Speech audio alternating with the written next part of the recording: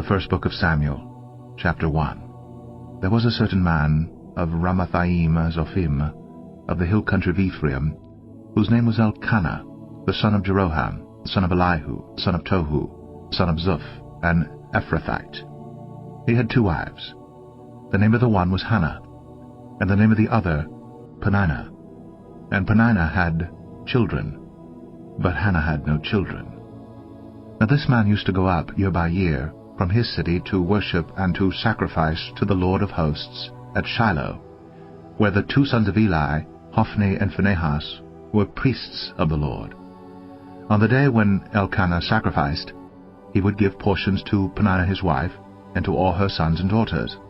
But to Hannah he gave a double portion, because he loved her, though the Lord had closed her womb. And her rival used to provoke her grievously to irritate her, because the Lord had closed her womb. So it went on, year by year. As often as she went up to the house of the Lord, she used to provoke her. Therefore Hannah wept, and would not eat. And Elkanah her husband said to her, Hannah, why do you weep, and why do you not eat? And why is your heart sad? Am I not more to you than 10 sons? After they had eaten and drunk in Shiloh, Hannah rose. Now Eli the priest was sitting on the seat beside the doorpost of the temple of the Lord. She was deeply distressed, and prayed to the Lord, and wept bitterly. And she vowed a vow, and said, O Lord of hosts, if you will indeed look on the affliction of your servant, and remember me, and not forget your servant, but will give to your servant a son, then I will give him to the Lord all the days of his life, and no razor shall touch his head. As she continued praying before the Lord, Eli observed her mouth. Hannah was speaking in her heart, only her lips moved, and her voice was not heard. Therefore Eli took her to be a drunken woman. And Eli said to her, How long will you go on being drunk? Put away your wine from you. But Hannah answered, No, my lord. I am a woman troubled in spirit. I have drunk neither wine nor strong drink, but I have been pouring out my soul before the Lord. Do not regard your servant as a worthless woman, for all along I have been speaking out of my great anxiety and vexation. Then Eli answered, Go in peace, and the God of Israel grant your petition that you have made to him. And she said, Let your servant find favor in your eyes. Then the woman went her way and ate, and her face was no longer sad. They rose early in the morning, and worshipped before the Lord. Then they went back to the house at Ramah, and Elkanah knew Hannah his wife, and the Lord remembered her. And in due time Hannah conceived, and bore a son, and she called his name Samuel, for she said, I have asked for him from the Lord. The man Elkanah and all his house went up to offer to the Lord the yearly sacrifice, and to pay his vow. But Hannah did not go up, for she said to her husband, As soon as the child is weaned, I will bring him, so that he may appear in the presence of the Lord and dwell there forever. Elkanah her husband said to her, Do what seems best to you. Wait until you have weaned him, only may the Lord establish his word. So the woman remained, and nursed her son, until she weaned him. And when she had weaned him, she took him up with her, along with a 3-year-old bull, an ephah of flour, and a skin of wine, and she brought him to the house of the Lord at Shiloh. And the child was young. Then they slaughtered the bull, and they brought the child to Eli. And she said, O my Lord, as you live, my Lord, I am the woman who was standing here in your presence praying to the Lord. For this child I prayed, and the Lord has granted me my petition that I made to him. Therefore I have lent him to the Lord. As long as he lives, he is lent to the Lord. And he worshipped the Lord there. 1 Samuel 2.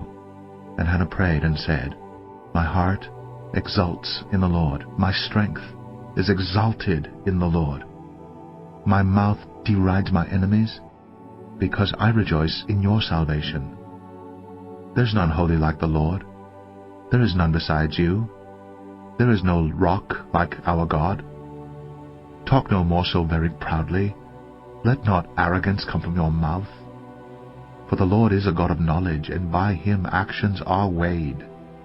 The bows of the mighty are broken, but the feeble bind on strength. Those who were full have hired themselves out for bread, but those who were hungry have ceased to hunger. The barren has borne 7, but she who has many children is forlorn. The Lord kills and brings to life. He brings down to Sheol and raises up. The Lord makes poor and makes rich. He brings low and he exalts. He raises up the poor from the dust. He lifts the needy from the ash heap, to make them sit with princes and inherit a seat of honor. For the pillars of the earth are the Lord's, and on them he has set the world. He will guard the feet of his faithful ones, but the wicked shall be cut off in darkness, for not by might shall a man prevail. The adversaries of the Lord shall be broken to pieces. Against them he will thunder in heaven. The Lord will judge the ends of the earth. He will give strength to his king, and exalt the power of his anointed. Then Elkanah went home to Ramah, and the boy ministered to the Lord in the presence of Eli, the priest. Now the sons of Eli were worthless men. They did not know the Lord. The custom of the priests with the people was that when any man offered sacrifice, the priest's servant would come while the meat was boiling, with a 3-pronged fork in his hand, and he would thrust it into the pan or kettle or cauldron or pot. All that the fork brought up, the priest would take for himself. This is what they did at Shiloh to all the Israelites who came there. Moreover, before the fat was burned, the priest's servant would come and say to the man who was sacrificing, "Give meat for the priest to roast, for he will not accept boiled meat from you, but only raw." And if the man said to him, "Let them burn the fat first, and then take as much as you wish," he would say, "No, you must give it now, and if not, I will take it by force." Thus the sin of the young men was very great in the sight of the Lord, for the men treated the offering of the Lord with contempt. Samuel was ministering before the Lord, a boy clothed with a linen ephod, and his mother used to make for him a little robe and take it to him each year when she went up with her husband to offer the yearly sacrifice. Then Eli would bless Elkanah and his wife, and say, "May the Lord give you children by this woman, for the petition she asked of the Lord." So then they would return to their home. Indeed, the Lord visited Hannah, and she conceived and bore 3 sons and 2 daughters. And the young man Samuel grew in the presence of the Lord. Now Eli was very old, and he kept hearing all that his sons were doing to all Israel, and how they lay with the women who were serving at the entrance to the tent of meeting. And he said to them, "Why do you do such things? For I hear of your evil dealings from all the people. No, my sons, it is no good report that I hear the people of the Lord spreading abroad. If someone sins against a man, God will mediate for him. But if someone sins against the Lord, who can intercede for him?" But they would not listen to the voice of their father, for it was the will of the Lord to put them to death. Now the young man Samuel continued to grow both in stature and in favor with the Lord, and also with man. And there came a man of God to Eli, and said to him, "Thus the Lord has said, Did I indeed reveal myself to the house of your father when they were in Egypt, subject to the house of Pharaoh? Did I choose him out of all the tribes of Israel to be my priest, to go up to my altar, to burn incense, to wear an ephod before me? I gave to the house of your father all my offerings by fire from the people of Israel. Why then do you scorn my sacrifices and my offerings that I commanded, and honor your sons above me by fattening yourselves on the choicest parts of every offering of my people Israel. Therefore the Lord, the God of Israel, declares, I promised that your house and the house of your fathers should go in and out before me forever. But now the Lord declares, far be it from me, for those who honor me I will honor, and those who despise me shall be lightly esteemed. Behold, the days are coming, when I will cut off your strength, and the strength of your father's house, so that there will not be an old man in your house. Then in distress you will look with envious eye on all the prosperity that shall be bestowed on Israel, and there shall not be an old man in your house forever. The only one of you whom I shall not cut off from my altar shall be spared to weep his eyes out, to grieve his heart. And all the descendants of your house shall die by the sword of men. And this that shall come upon your 2 sons, Hophni and Phinehas, shall be the sign to you. Both of them shall die on the same day. And I will raise up for myself a faithful priest, who shall do according to what is in my heart and in my mind. And I will build him a sure house, and he shall go in and out before my anointed forever. And everyone who is left in your house shall come to implore him for a piece of silver or a loaf of bread, and shall say, please put me in one of the priest's places, that I may eat a morsel of bread. 1 Samuel 3. Now the young man Samuel was ministering to the Lord under Eli, and the word of the Lord was rare in those days. There was no frequent vision. At that time Eli, whose eyesight had begun to grow dim, so that he could not see, was lying down in his own place. The lamp of God had not yet gone out, and Samuel was lying down in the temple of the Lord, where the ark of God was. Then the Lord called to Samuel, and he said, Here I am, and ran to Eli, and said, Here I am, for you called me. But he said, I did not call. Lie down again. So he went and lay down. And the Lord called again, Samuel. And Samuel rose and went to Eli and said, Here I am, for you called me. But he said, I did not call, my son. Lie down again. Now Samuel did not yet know the Lord, and the word of the Lord had not yet been revealed to him. And the Lord called Samuel again the 3rd time, and he rose and went to Eli and said, Here I am, for you called me. Then Eli perceived that the Lord was calling the young man. Therefore Eli said to Samuel, Go, lie down, and if he calls you, you shall say, Speak, Lord, for your servant hears. So Samuel went and lay down in his place. And the Lord came and stood, calling as at other times, Samuel, Samuel.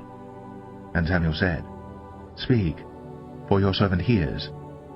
Then the Lord said to Samuel, Behold, I am about to do a thing in Israel, at which the 2 ears of every one who hears it will tingle. On that day I will fulfill against Eli all that I have spoken concerning his house, from beginning to end. And I declare to him that I am about to punish his house forever, for the iniquity that he knew, because his sons were blaspheming God, and he did not restrain them. Therefore I swear to the house of Eli, that the iniquity of Eli's house shall not be atoned for by sacrifice or offering forever. Samuel lay until morning. Then he opened the doors of the house of the Lord, and Samuel was afraid to tell the vision to Eli. But Eli called Samuel and said, Samuel, my son. And he said, Here I am. And Eli said, What was it that he told you? Do not hide it from me. May God do so to you, and more also, if you hide anything from me of all that he told you. So Samuel told him everything, and hid nothing from him. And he said, It is the Lord. Let him do what seems good to him. And Samuel grew, and the Lord was with him, and let none of his words fall to the ground. And all Israel from Dan to Beersheba knew that Samuel was established as a prophet of the Lord. And the Lord appeared again at Shiloh, for the Lord revealed himself to Samuel at Shiloh by the word of the Lord. 1 Samuel 4. And the word of Samuel came to all Israel. Now Israel went out to battle against the Philistines. They encamped at Ebenezer, and the Philistines encamped at Aphek. The Philistines drew up in line against Israel, and when the battle spread, Israel was defeated by the Philistines, who killed about 4,000 men on the field of battle. And when the troops came to the camp, the elders of Israel said, "Why has the Lord defeated us today before the Philistines? Let us bring the ark of the covenant of the Lord here from Shiloh, that it may come among us and save us from the power of our enemies." So the people sent to Shiloh, and brought from there the ark of the covenant of the Lord of hosts, who is enthroned on the cherubim. And the two sons of Eli, Hophni and Phinehas, were there with the ark of the covenant of God. As soon as the ark of the covenant of the Lord came into the camp, all Israel gave a mighty shout, so that the earth resounded. And when the Philistines heard the noise of the shouting, they said, "What does this great shouting in the camp of the Hebrews mean?" And when they learned that the ark of the Lord had come to the camp, the Philistines were afraid, for they said, "A god has come into the camp." And they said, "Woe to us!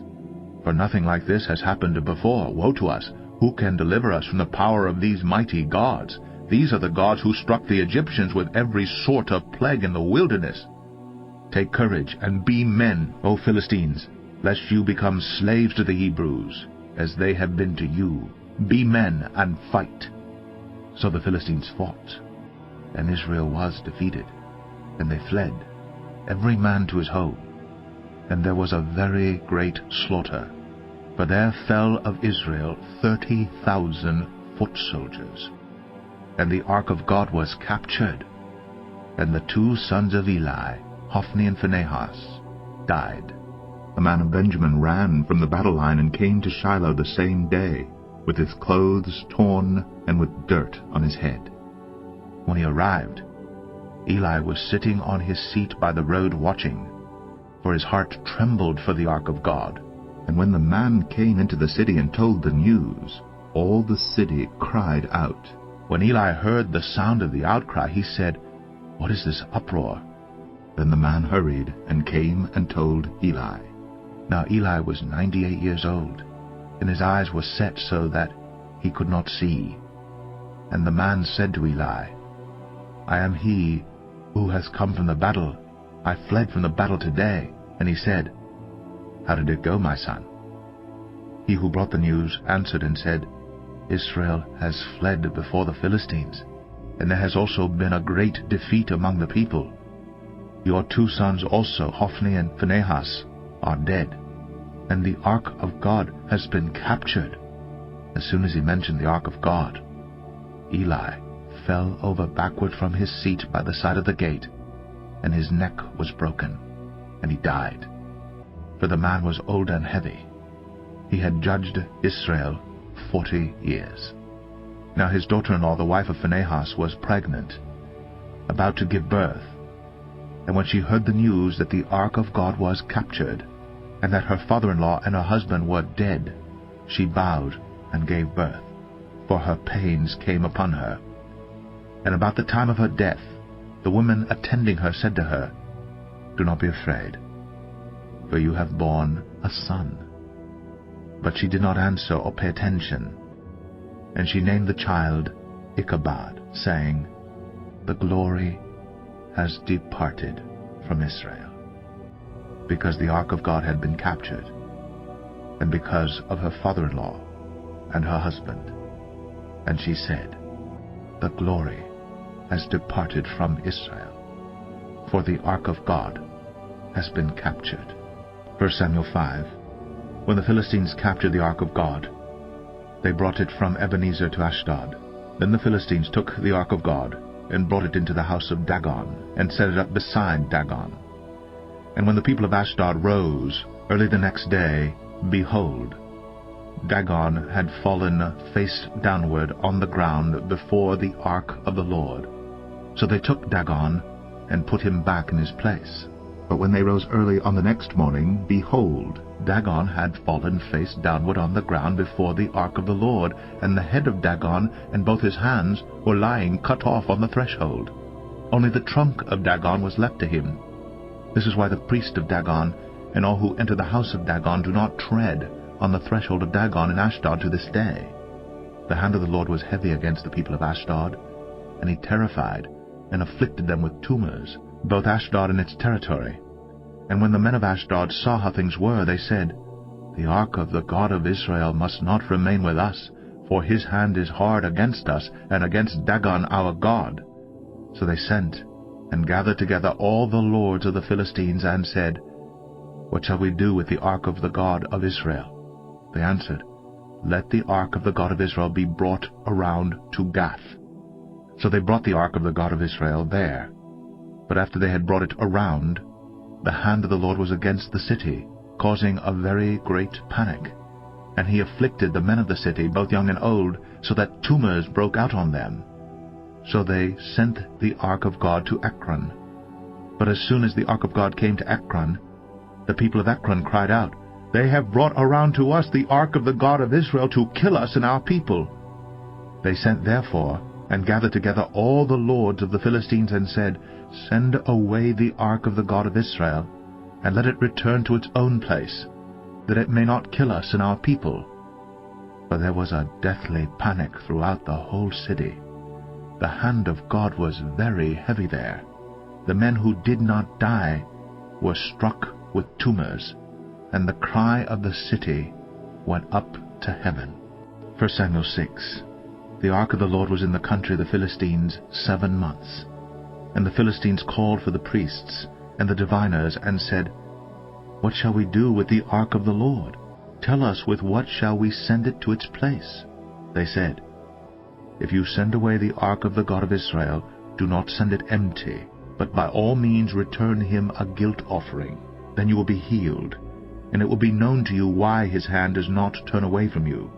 And they said, What is the guilt offering that we shall return to him? They answered, 5 golden tumors, and 5 golden mice, according to the number of the lords of the Philistines, for the same plague was on all of you and on your lords. So you must make images of your tumors and images of your mice, that ravage the land, and give glory to the God of Israel. Perhaps he will lighten his hand from off you and your gods and your land. Why should you harden your hearts, as the Egyptians and Pharaoh hardened their hearts? After he had dealt severely with them, did they not send the people away, and they departed? Now then, take and prepare a new cart, and 2 milk cows on which there has never come a yoke, and yoke the cows to the cart, but take their calves home away from them, and take the ark of the Lord, and place it on the cart, and put in a box at its side the figures of gold, which you are returning to him as a guilt offering. Then send it off and let it go its way, and watch. If it goes up on the way to its own land to Beth Shemesh, then it is he who has done us this great harm. But if not, then we shall know that it is not his hand that struck us. It happened to us by coincidence. The men did so, and took 2 milk cows, and yoked them to the cart, and shut up their calves at home. And they put the ark of the Lord on the cart, and the box, with the golden mice, and the images of their tumors. And the cows went straight in the direction of Beth Shemesh, along one highway, lowing as they went. They turned neither to the right nor to the left. And the lords of the Philistines went after them as far as the border of Beth Shemesh. Now the people of Beth Shemesh were reaping their wheat harvest in the valley. And when they lifted up their eyes and saw the ark, they rejoiced to see it. The cart came into the field of Joshua of Beth Shemesh, and stopped there. A great stone was there, and they split up the wood of the cart, and offered the cows as a burnt offering to the Lord. And the Levites took down the ark of the Lord, and the box that was beside it, in which were the golden figures, and set them upon the great stone. And the men of Beth-Shemesh offered burnt offerings and sacrificed sacrifices on that day to the Lord. And when the 5 lords of the Philistines saw it, they returned that day to Ekron. These are the golden tumors that the Philistines returned as a guilt offering to the Lord: 1 for Ashdod, 1 for Gaza, 1 for Ashkelon, 1 for Gath, 1 for Ekron. And the golden mice, according to the number of all the cities of the Philistines belonging to the 5 lords, both fortified cities and unwalled villages. The great stone beside which they set down the ark of the Lord is a witness to this day in the field of Joshua of Beth-Shemesh. And he struck some of the men of Beth-Shemesh, because they looked upon the ark of the Lord. He struck 70 men of them, and the people mourned because the Lord had struck the people with a great blow. Then the men of Beth-Shemesh said, Who is able to stand before the Lord this holy God? And to whom shall he go up away from us? So they sent messengers to the inhabitants of Kiriath-Jearim, saying, The Philistines have returned the ark of the Lord. Come down, and take it up to you. 1 Samuel 7. And the men of Kiriath-Jearim came and took up the ark of the Lord, and brought it to the house of Amminadab on the hill. And they consecrated his son Eleazar to have charge of the ark of the Lord. From the day that the ark was lodged at Kiriath-Jearim, a long time past, some 20 years. And all the house of Israel lamented after the Lord. And Samuel said to all the house of Israel, If you are returning to the Lord with all your heart, then put away the foreign gods and the Ashtaroth from among you, and direct your heart to the Lord, and serve him only, and he will deliver you out of the hand of the Philistines. So the people of Israel put away the Baals and the Ashtoreths, and they served the Lord only. Then Samuel said, Gather all Israel at Mizpah, and I will pray to the Lord for you. So they gathered at Mizpah, and drew water, and poured it out before the Lord, and fasted on that day, and said there, We have sinned against the Lord. And Samuel judged the people of Israel at Mizpah. Now when the Philistines heard that the people of Israel had gathered at Mizpah, the lords of the Philistines went up against Israel. And when the people of Israel heard of it, they were afraid of the Philistines. And the people of Israel said to Samuel, Do not cease to cry out to the Lord our God for us, that he may save us from the hand of the Philistines. So Samuel took a nursing lamb, and offered it as a whole burnt offering to the Lord. And Samuel cried out to the Lord for Israel. And the Lord answered him. As Samuel was offering up the burnt offering, the Philistines drew near to attack Israel. But the Lord thundered with a mighty sound that day against the Philistines, and threw them into confusion, and they were routed before Israel. And the men of Israel went out from Mizpah, and pursued the Philistines, and struck them as far as below Bethkar. Then Samuel took a stone, and set it up between Mizpah and Shen, and called its name Ebenezer, for he said, Till now the Lord has helped us. So the Philistines were subdued, and did not again enter the territory of Israel. And the hand of the Lord was against the Philistines all the days of Samuel.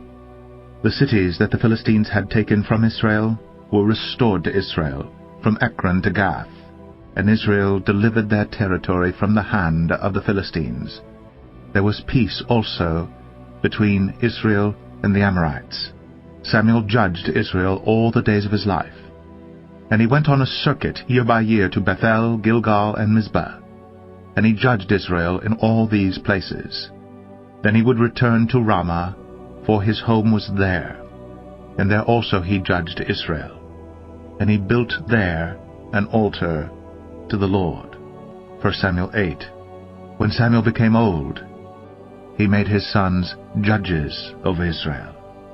The name of his firstborn son was Joel, and the name of his second, Abijah.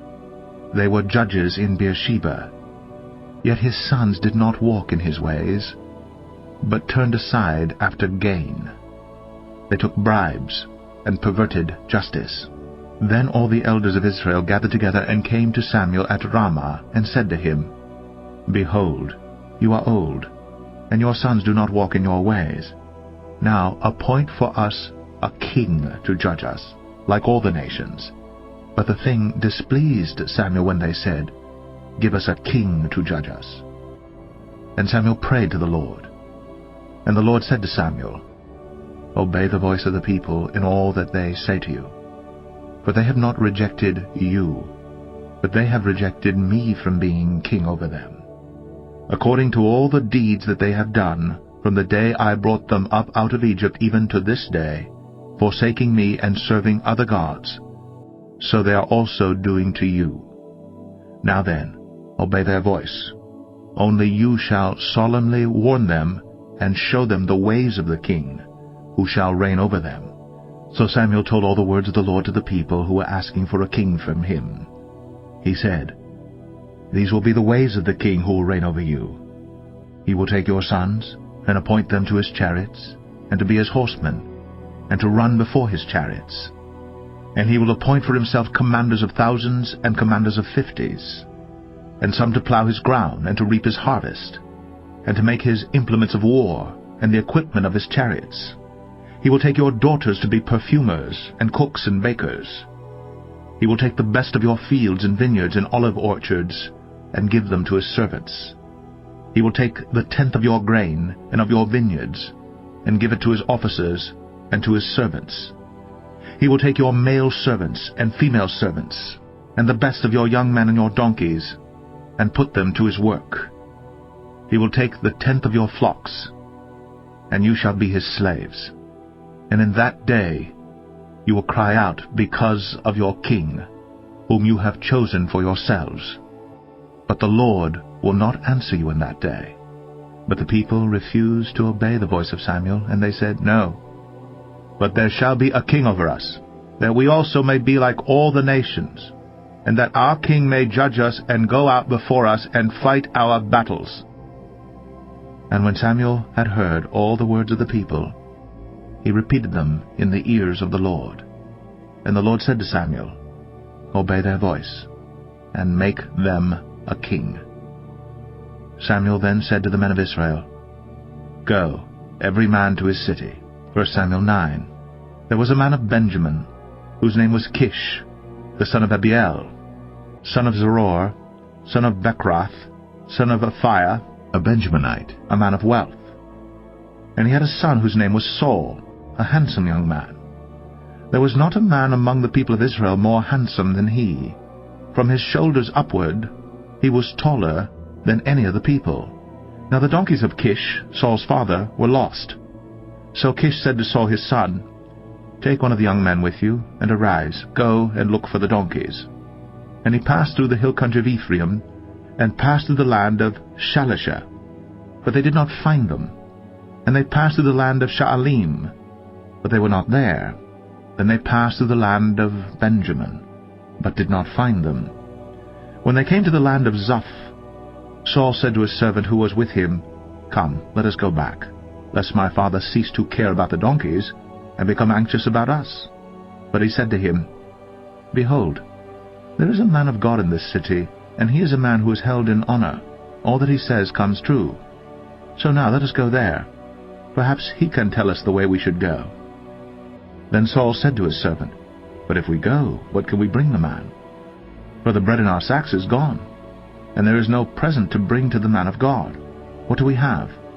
The servant answered Saul again, Here, I have with me 1/4 shekel of silver, and I will give it to the man of God to tell us our way. Formerly in Israel, when a man went to inquire of God, he said, Come, let us go to the seer. For today's prophet was formerly called a seer. And Saul said to his servant, Well said, come, let us go. So they went to the city where the man of God was. As they went up to the hill to the city, they met young women coming out to draw water, and said to them, Is the seer here? They answered, He is. Behold, he is just ahead of you. Hurry. He has come just now to the city, because the people have sacrificed today on the high place. As soon as you enter the city you will find him, before he goes up to the high place to eat. For the people will not eat till he comes, since he must bless the sacrifice. Afterward, those who are invited will eat. Now go up, for you will meet him immediately. So they went up to the city, as they were entering the city, they saw Samuel coming out toward them on his way up to the high place.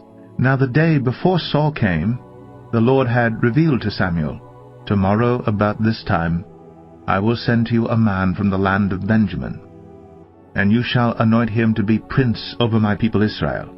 He shall save my people from the hand of the Philistines, for I have seen my people, because their cry has come to me."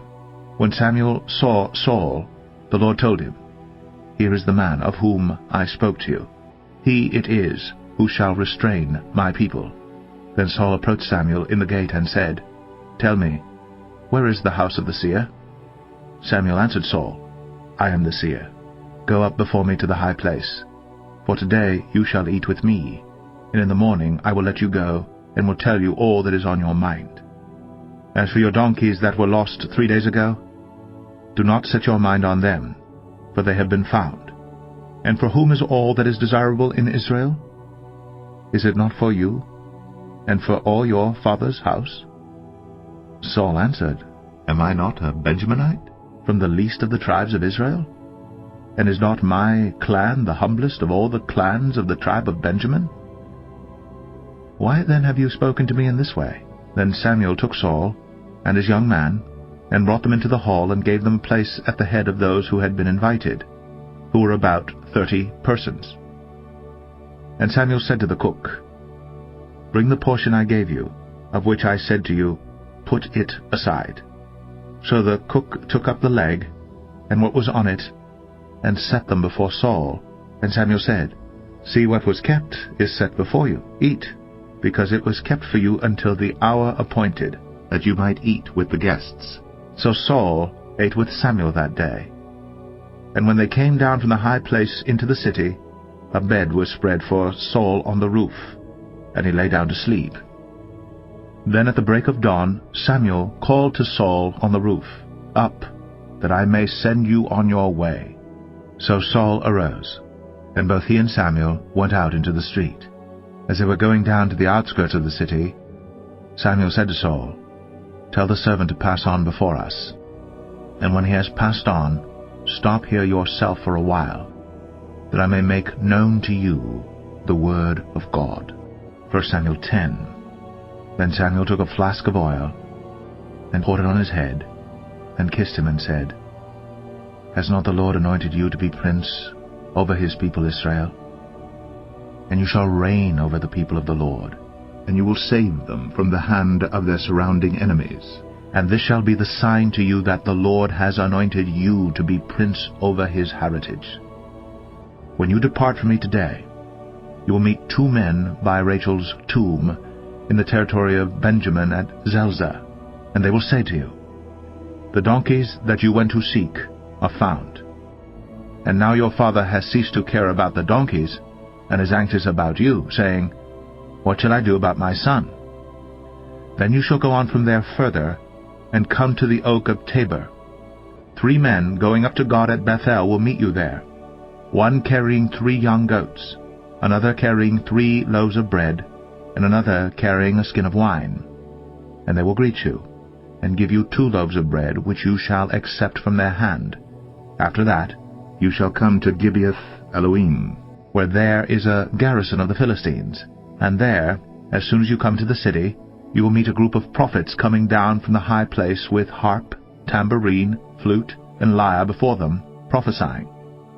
Then the Spirit of the Lord will rush upon you, and you will prophesy with them, and be turned into another man. Now when these signs meet you, do what your hand finds to do, for God is with you. Then go down before me to Gilgal, and behold, I am coming to you to offer burnt offerings and to sacrifice peace offerings. 7 days you shall wait, until I come to you and show you what you shall do." When he turned his back to leave Samuel, God gave him another heart. And all these signs came to pass that day. When they came to Gibeah, behold, a group of prophets met him, and the Spirit of God rushed upon him, and he prophesied among them. And when all who knew him previously saw how he prophesied with the prophets, the people said to one another, "What has come over the son of Kish?" Is Saul also among the prophets? And a man of the place answered, And who is their father? Therefore it became a proverb, Is Saul also among the prophets? When he had finished prophesying, he came to the high place. Saul's uncle said to him and to his servant, Where did you go? And he said, To seek the donkeys. And when he saw they were not to be found, we went to Samuel. And Saul's uncle said, Please tell me what Samuel said to you. And Saul said to his uncle, He told us plainly that the donkeys had been found. But about the matter of the kingdom of which Samuel had spoken, he did not tell him anything. Now Samuel called the people together to the Lord at Mizpah. And he said to the people of Israel, Thus says the Lord, the God of Israel, I brought up Israel out of Egypt, and I delivered you from the hand of the Egyptians, and from the hand of all the kingdoms that were oppressing you. But today you have rejected your God, who saves you from all your calamities and your distresses. And you have said to him, Set a king over us. Now therefore present yourselves before the Lord by your tribes and by your thousands. Then Samuel brought all the tribes of Israel near, and the tribe of Benjamin was taken by lot. He brought the tribe of Benjamin near by its clans, and the clan of the Matrites was taken by lot. And Saul the son of Kish was taken by lot. But when they sought him, he could not be found. So they inquired again of the Lord, Is there a man still to come? And the Lord said, Behold, he has hidden himself among the baggage. Then they ran and took him from there. And when he stood among the people, he was taller than any of the people from his shoulders upward. And Samuel said to all the people, Do you see him whom the Lord has chosen? There is none like him among all the people. And all the people shouted, Long live the king! Then Samuel told the people the rights and duties of the kingship, and he wrote them in a book, and laid it up before the Lord. Then Samuel sent all the people away, each one to his home. Saul also went to his home at Gibeah, and with him went men of valor, whose hearts God had touched. But some worthless fellows said, How can this man save us?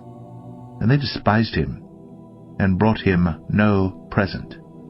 But he held his peace. 1 Samuel 11.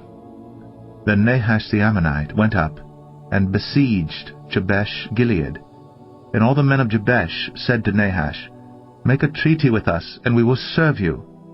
But Nahash the Ammonite said to them, On this condition I will make a treaty with you, that I gouge out all your right eyes, and thus bring disgrace on all Israel. The elders of Jabesh said to him, Give us 7 days' respite, that we may send messengers through all the territory of Israel. Then, if there is no one to save us, we will give ourselves up to you.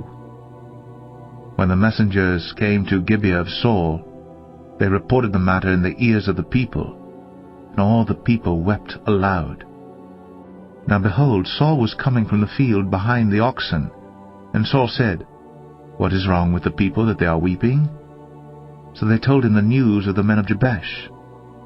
And the Spirit of God rushed upon Saul when he heard these words, and his anger was greatly kindled.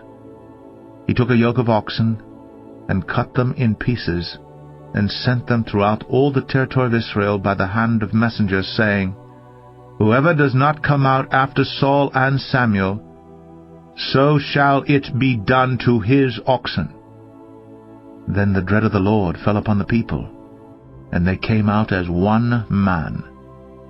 When he mustered them at Bezek, the people of Israel were 300,000, and the men of Judah 30,000.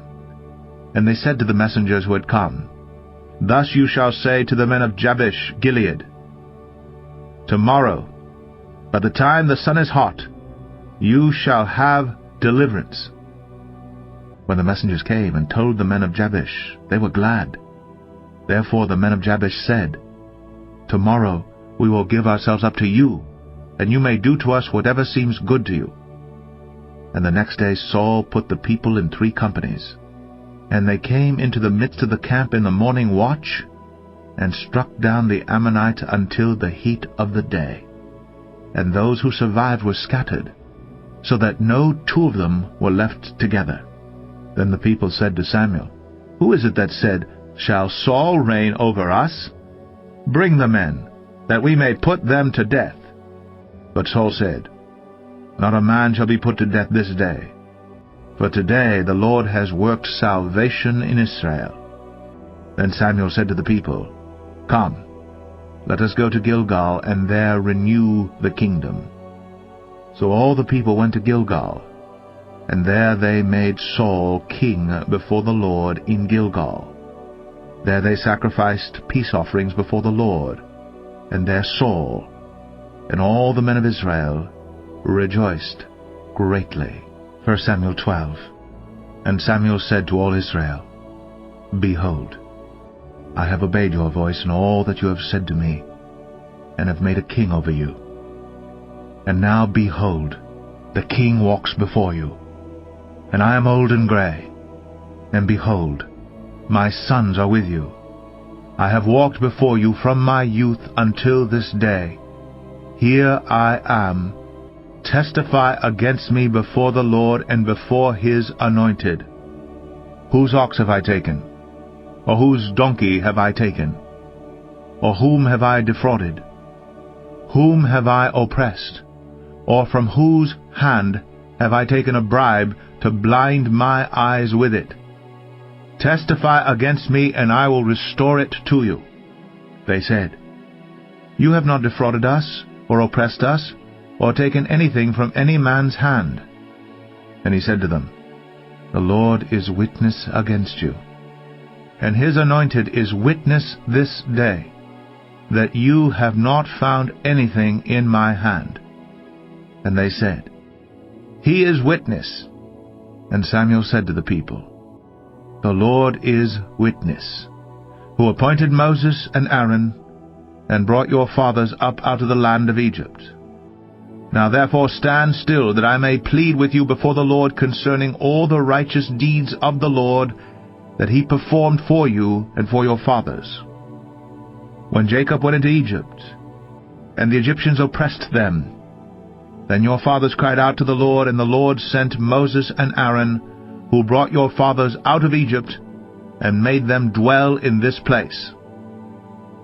But they forgot the Lord their God, and he sold them into the hand of Sisera, commander of the army of Hazor, and into the hand of the Philistines, and into the hand of the king of Moab, and they fought against them.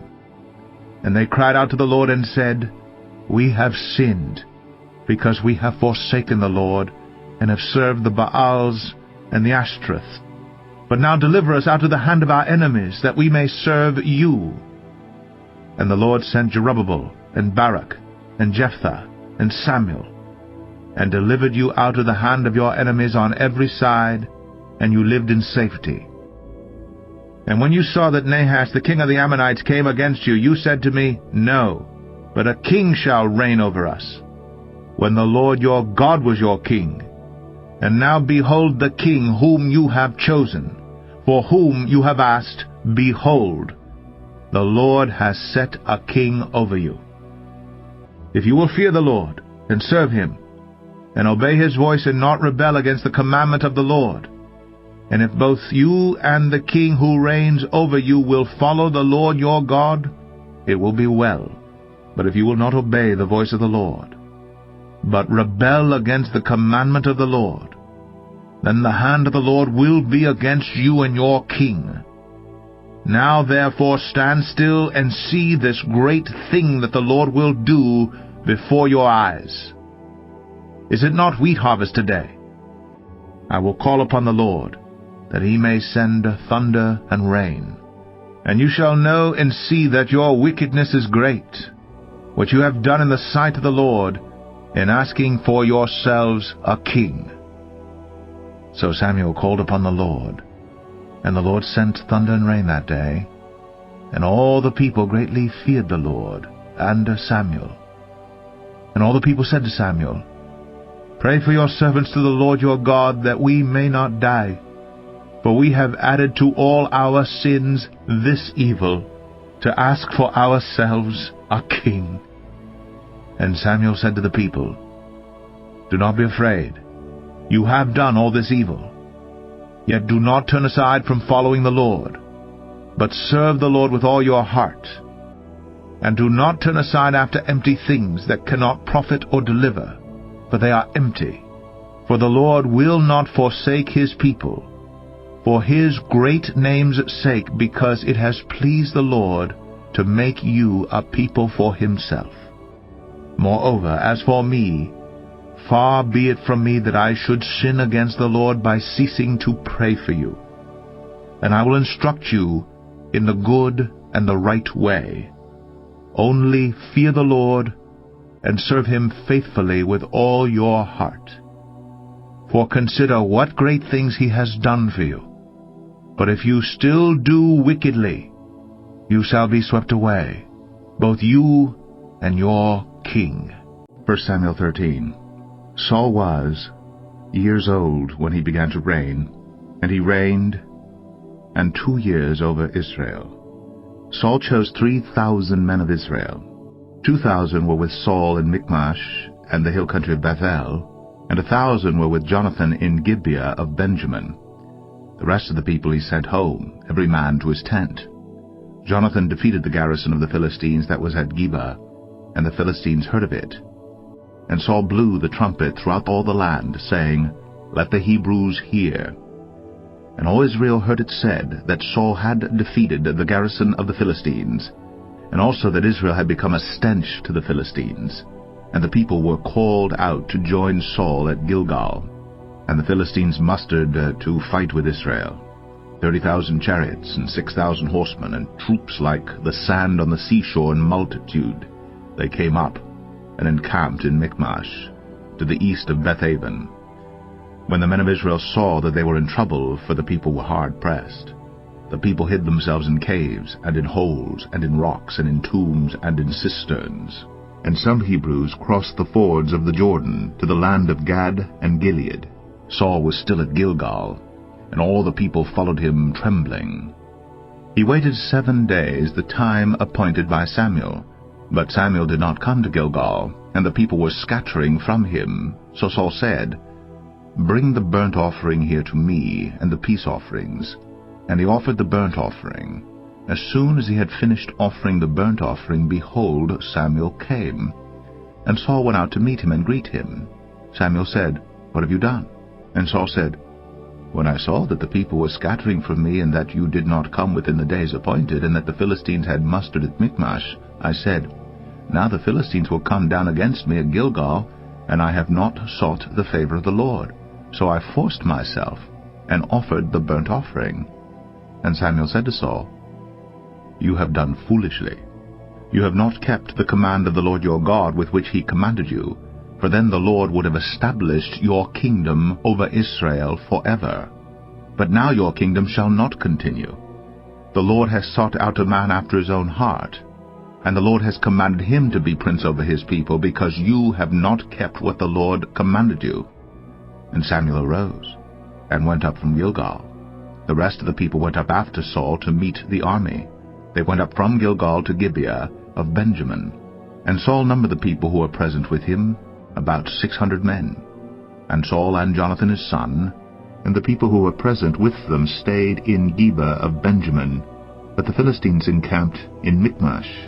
And raiders came out of the camp of the Philistines in 3 companies. One company turned toward Ophrah, the land of Shual, another company turned toward Beth-horon, and another company turned toward the border that looks down on the valley of Zeboim, toward the wilderness. Now there was no blacksmith to be found throughout all the land of Israel, for the Philistines said, Lest the Hebrews make themselves swords or spears. But every one of the Israelites went down to the Philistines to sharpen his plowshare, his mattock, his axe, or his sickle. And the charge was 2/3 of a shekel for the plowshares and for the mattocks, and 1/3 of a shekel for sharpening the axes and for setting the goads. So on the day of battle There was neither sword nor spear found in the hand of any of the people with Saul and Jonathan, but Saul and Jonathan his son had them. And the garrison of the Philistines went out to the pass of Michmash. 1 Samuel 14. One day Jonathan, the son of Saul, said to the young man who carried his armor, "Come, let's go over to the Philistine garrison on the other side." But he did not tell his father. Saul was staying in the outskirts of Gibeah, in the pomegranate cave at Migron. The people who were with him were about 600 men, including Abijah, the son of Ahitub, Ichabod's brother, son of Phinehas, son of Eli, the priest of the Lord in Shiloh, wearing an ephod. And the people did not know that Jonathan had gone. Within the passes by which Jonathan sought to go over to the Philistine garrison, there was a rocky crag on the one side and a rocky crag on the other side. The name of the one was Bozez, and the name of the other was Seneh. The one crag rose on the north in front of Michmash, and the other on the south in front of Geba. Jonathan said to the young man who carried his armor, "Come, let's go over to the garrison of these uncircumcised. It may be that the Lord will work for us, for nothing can hinder the Lord from saving by many or by few." And his armor-bearer said to him, "Do all that is in your heart. Do as you wish. Behold, I am with you, heart and soul." Then Jonathan said, "Behold, we will cross over to the men, and we will show ourselves to them. If they say to us, 'Wait until we come to you,' then we will stand still in our place, and we will not go up to them. But if they say, 'Come up to us,' then we will go up, for the Lord has given them into our hand, and this shall be the sign to us." So both of them showed themselves to the garrison of the Philistines. And the Philistines said, "Look, Hebrews are coming out of the holes where they have hidden themselves." And the men of the garrison hailed Jonathan and his armor-bearer, and said, "Come up to us, and we will show you a thing." And Jonathan said to his armor-bearer, "Come up after me, for the Lord has given them into the hand of Israel." Then Jonathan climbed up on his hands and feet, and his armor-bearer after him. And they fell before Jonathan, and his armor-bearer killed them after him. And that first strike, which Jonathan and his armor-bearer made, killed about 20 men, within, as it were, a half a furrow's length in an acre of land. And there was a panic in the camp, in the field, and among all the people. The garrison, and even the raiders, trembled, the earth quaked, and it became a very great panic. And the watchmen of Saul and Gibeah of Benjamin looked, and behold, the multitude was dispersing here and there. Then Saul said to the people who were with him, "Count and see who has gone from us." And when they had counted, behold, Jonathan and his armor-bearer were not there. So Saul said to Ahijah, "Bring the ark of God here." For the ark of God went at that time with the people of Israel. Now while Saul was talking to the priests, the tumult in the camp of the Philistines increased more and more. So Saul said to the priest, "Withdraw your hand." Then Saul and all the people who were with him rallied and went into the battle. And behold, every Philistine's sword was against his fellow, and there was very great confusion. Now the Hebrews who had been with the Philistines before that time, and had gone up with them into the camp, even they also turned to be with the Israelites who were with Saul and Jonathan. Likewise, when all the men of Israel who had hidden themselves in the hill country of Ephraim heard that the Philistines were fleeing, they too followed hard after them in the battle. So the Lord saved Israel that day, and the battle passed beyond Bethaven. And the men of Israel had been hard pressed that day. So Saul had laid an oath on the people, saying, "Cursed be the man who eats food until it is evening, and I am avenged of my enemies." So none of the people had tasted food. Now when all the people came to the forest, behold, there was honey on the ground. And when the people entered the forest, behold, the honey was dropping. But no one put his hand to his mouth, for the people feared the oath. But Jonathan had not heard his father charge the people with the oath. So he put out the tip of the staff that was in his hand, and dipped it in the honeycomb, and put his hand to his mouth. And his eyes became bright. Then one of the people said, "Your father strictly charged the people with an oath, saying, 'Cursed be the man who eats food this day.' And the people were faint. Then Jonathan said, 'My father has troubled the land. See how my eyes have become bright, because I tasted a little of this honey? How much better if the people had eaten freely today of the spoils of their enemies that they found. For now the defeat among the Philistines has not been great. They struck down the Philistines that day from Michmash to Aijalon, and the people were very faint. The people pounced on the spoil, and took sheep and oxen and calves, and slaughtered them on the ground. And the people ate them with the blood. Then they told Saul, Behold, the people are sinning against the Lord by eating with the blood. And he said, You have dealt treacherously. Roll a great stone to me here. And Saul said, Disperse yourselves among the people, and say to them, Let every man bring his ox or sheep, and slaughter them here and eat, and do not sin against the Lord by eating with the blood. So every one of the people brought his ox with him that night, and they slaughtered them there. And Saul built an altar to the Lord. It was the first altar that he built to the Lord. Then Saul said, Let us go down after the Philistines by night, and plunder them until the morning light. Let us not leave a man of them. And they said, Do whatever seems good to you. But the priest said, Let us draw near to God here. And Saul inquired of God, Shall I go down after the Philistines?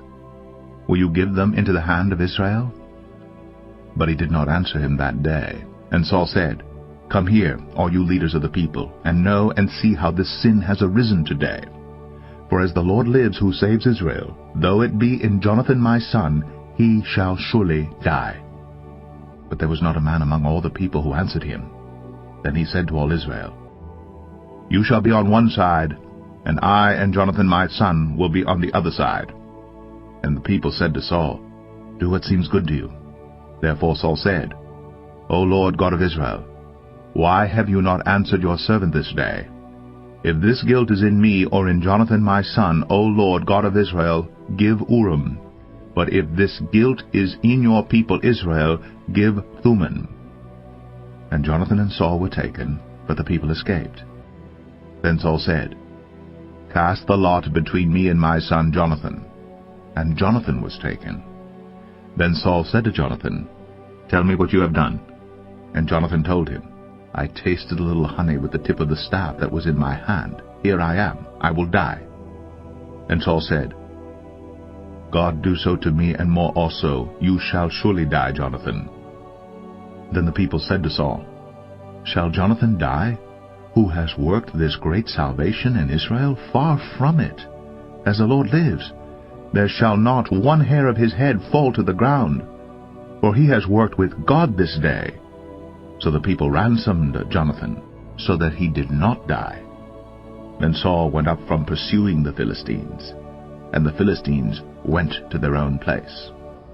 When Saul had taken the kingship over Israel, he fought against all his enemies on every side, against Moab, against the Ammonites, against Edom, against the king of Zobah, and against the Philistines. Wherever he turned, he routed them. And he did valiantly, and struck the Amalekites, and delivered Israel out of the hands of those who plundered them. Now the sons of Saul were Jonathan, Ishvi, and Malchishua. And the names of his 2 daughters were these. The name of the firstborn was Merab, and the name of the younger was Michal. And the name of Saul's wife was Ahinoam, the daughter of Ahimaaz. And the name of the commander of his army was Abner, the son of Ner, Saul's uncle. Kish was the father of Saul, and Ner, the father of Abner, was the son of Abiel. There was hard fighting against the Philistines all the days of Saul. And when Saul saw any strong man or any valiant man, he attached him to himself. 1 Samuel 15. And Samuel said to Saul, The Lord sent me to anoint you king over his people Israel. Now therefore listen to the words of the Lord. Thus says the Lord of hosts, I have noted what Amalek did to Israel in opposing them on the way when they came up out of Egypt. Now go, and strike Amalek, and devote to destruction all that they have. Do not spare them, but kill both man and woman, child and infant, ox and sheep, camel and donkey. So Saul summoned the people, and numbered them in Telaim, 200,000 men on foot, and 10,000 men of Judah. And Saul came to the city of Amalek, and lay in wait in the valley. Then Saul said to the Kenites, Go, depart, go down from among the Amalekites, lest I destroy you with them. For you showed kindness to all the people of Israel when they came up out of Egypt. So the Kenites departed from among the Amalekites. And Saul defeated the Amalekites from Havilah as far as Shur, which is east of Egypt. And he took Agag, the king of the Amalekites, alive, and devoted to destruction all the people with the edge of the sword. But Saul and the people spared Agag, and the best of the sheep, and of the oxen, and of the fattened calves, and the lambs, and all that was good, and would not utterly destroy them. All that was despised and worthless they devoted to destruction. The word of the Lord came to Samuel, I regret that I have made Saul king, for he has turned back from following me, and has not performed my commandments. And Samuel was angry, and he cried to the Lord all night. And Samuel rose early to meet Saul in the morning. And it was told Samuel, Saul came to Carmel, and behold, he set up a monument for himself, and turned and passed on, and went down to Gilgal. And Samuel came to Saul, and Saul said to him, Blessed be you to the Lord, I have performed the commandment of the Lord. And Samuel said, What then is this bleating of the sheep in my ears, and the lowing of the oxen that I hear? Saul said, They have brought them from the Amalekites, for the people spared the best of the sheep and of the oxen to sacrifice to the Lord your God, and the rest we have devoted to destruction. Then Samuel said to Saul, Stop! I will tell you what the Lord said to me this night. And he said to him, Speak.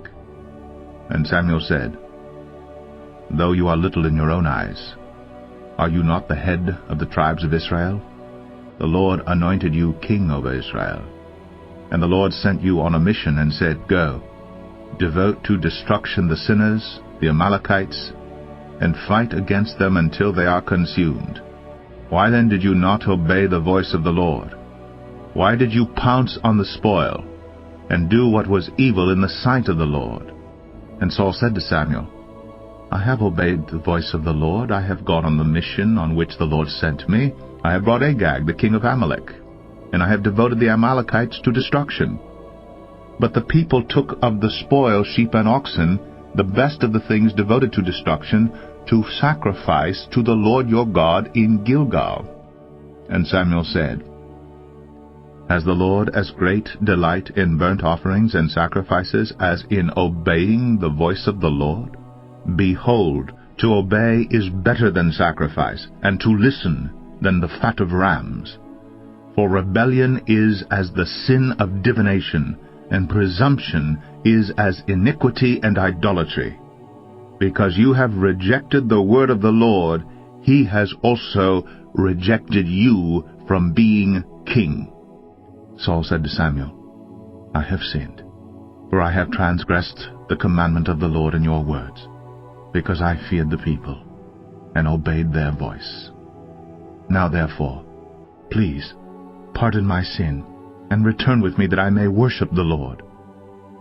And Samuel said to Saul, I will not return with you, for you have rejected the word of the Lord, and the Lord has rejected you from being king over Israel. As Samuel turned to go away, Saul seized the skirt of his robe, and it tore. And Samuel said to him, The Lord has torn the kingdom of Israel from you this day, and has given it to a neighbor of yours, who is better than you.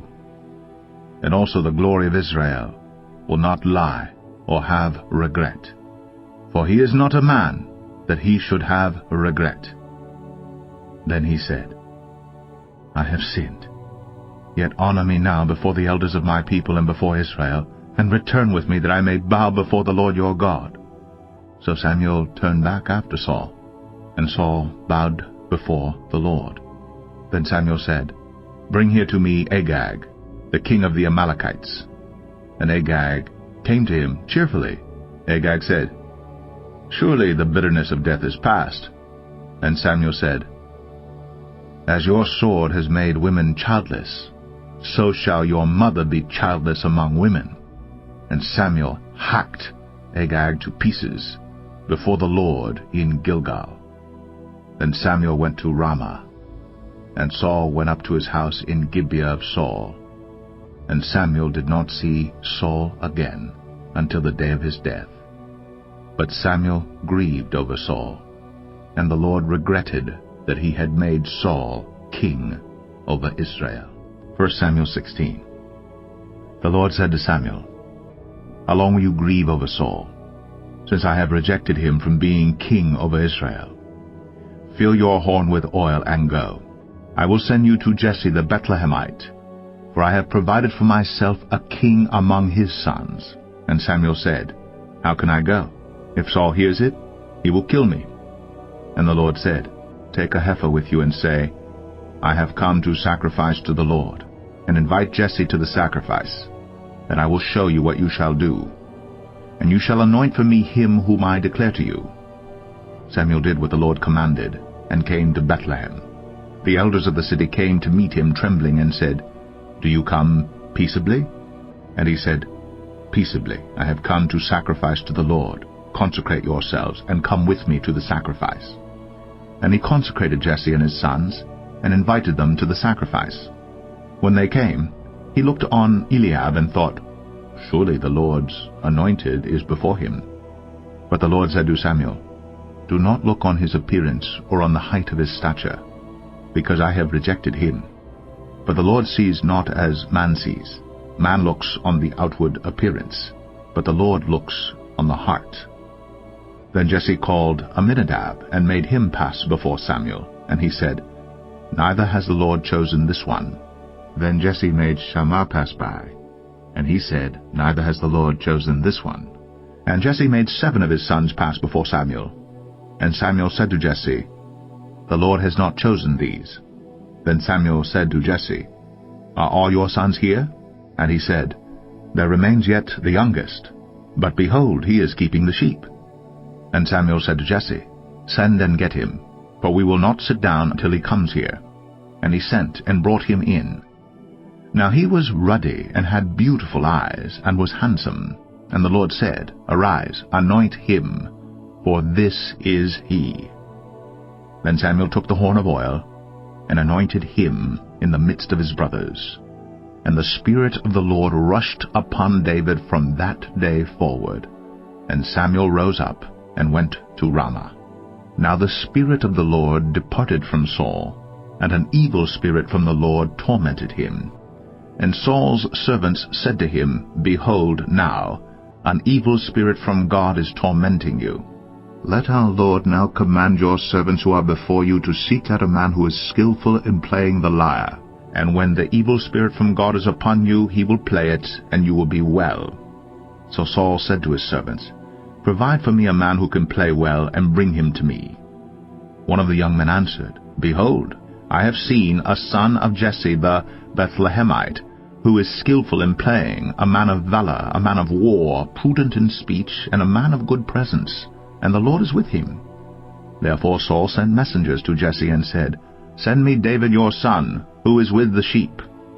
And Jesse took a donkey laden with bread, and a skin of wine, and a young goat, and sent them by David, his son, to Saul. And David came to Saul, and entered his service. And Saul loved him greatly, and he became his armor-bearer. And Saul sent to Jesse, saying, Let David remain in my service, for he has found favor in my sight.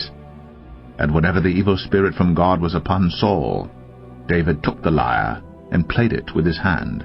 So Saul was refreshed, and was well, and the evil spirit departed from him. 1 Samuel 17. Now the Philistines gathered their armies for battle, and they were gathered at Socoh, which belongs to Judah, and encamped between Socoh and Azekah, in Ephes-Dammim. And Saul and the men of Israel were gathered and encamped in the valley of Elah, and drew up in line of battle against the Philistines. And the Philistines stood on the mountain on the one side, and Israel stood on the mountain on the other side, with a valley between them. And there came out from the camp of the Philistines a champion named Goliath of Gath, whose height was 6 cubits and a span. He had a helmet of bronze on his head, and he was armed with a coat of mail, and the weight of the coat was 5,000 shekels of bronze.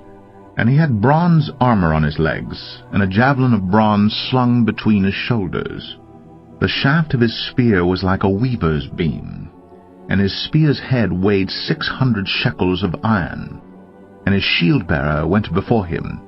He stood and shouted to the ranks of Israel, "Why have you come out to draw up for battle?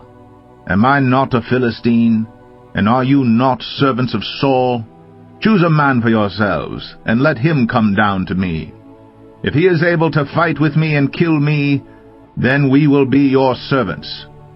But if I prevail against him and kill him, then you shall be our servants and serve us."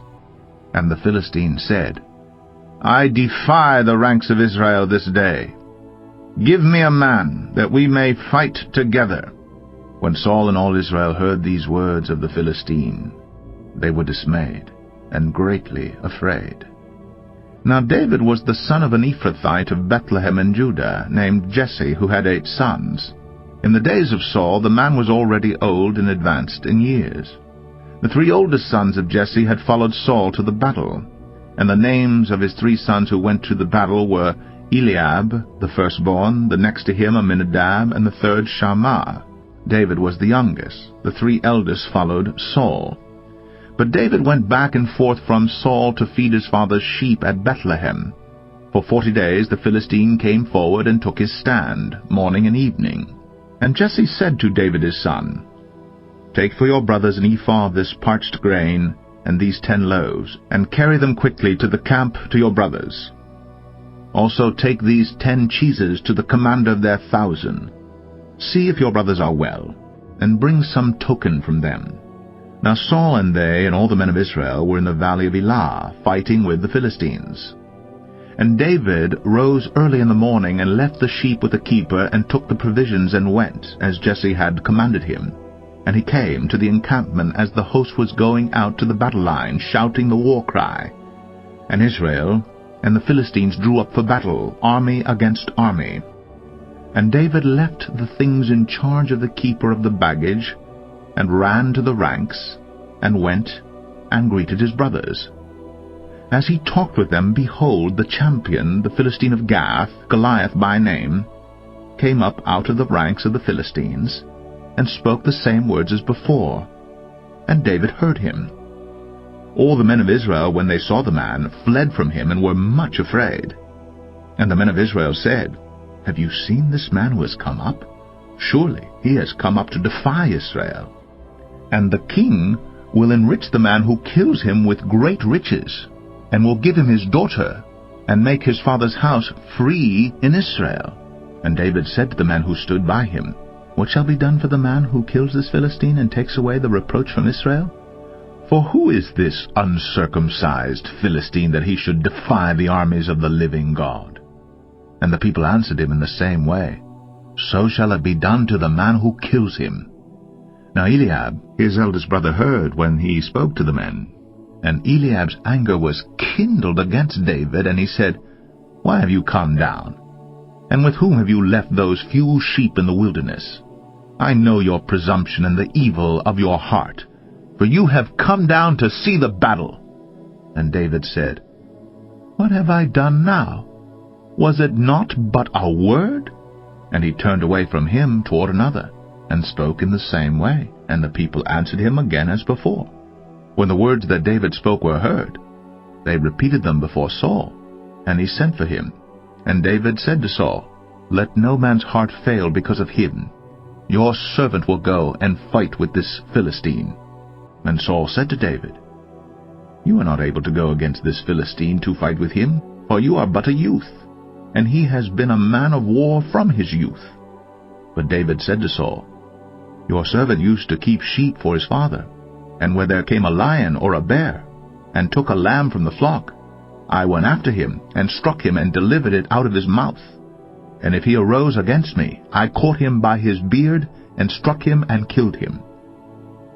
Your servant has struck down both lions and bears, and this uncircumcised Philistine shall be like one of them, for he has defied the armies of the living God." And David said, The Lord who delivered me from the paw of the lion and from the paw of the bear will deliver me from the hand of this Philistine." And Saul said to David, "Go, and the Lord be with you." Then Saul clothed David with his armor. He put a helmet of bronze on his head, and clothed him with a coat of mail.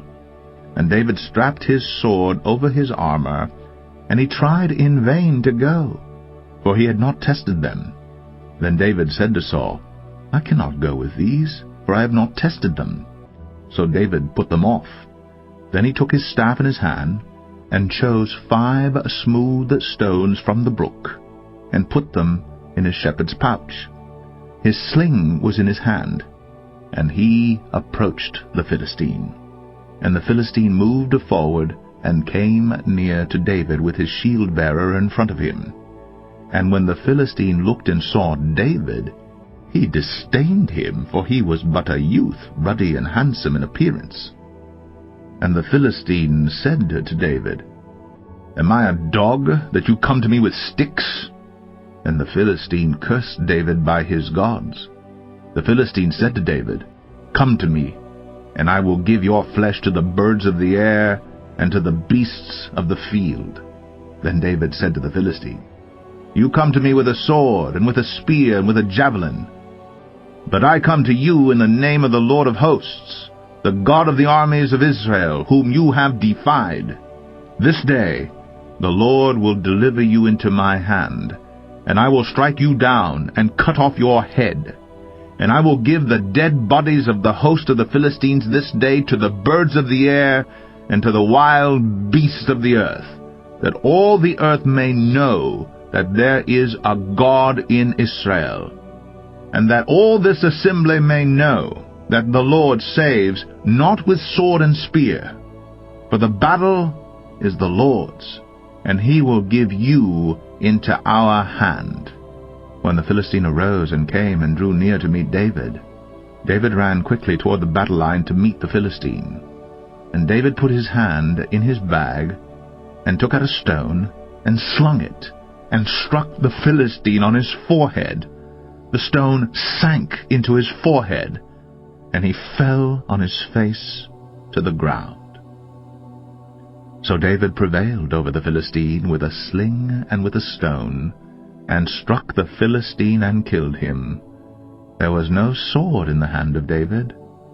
Then David ran, and stood over the Philistine, and took his sword, and drew it out of his sheath, and killed him, and cut off his head with it.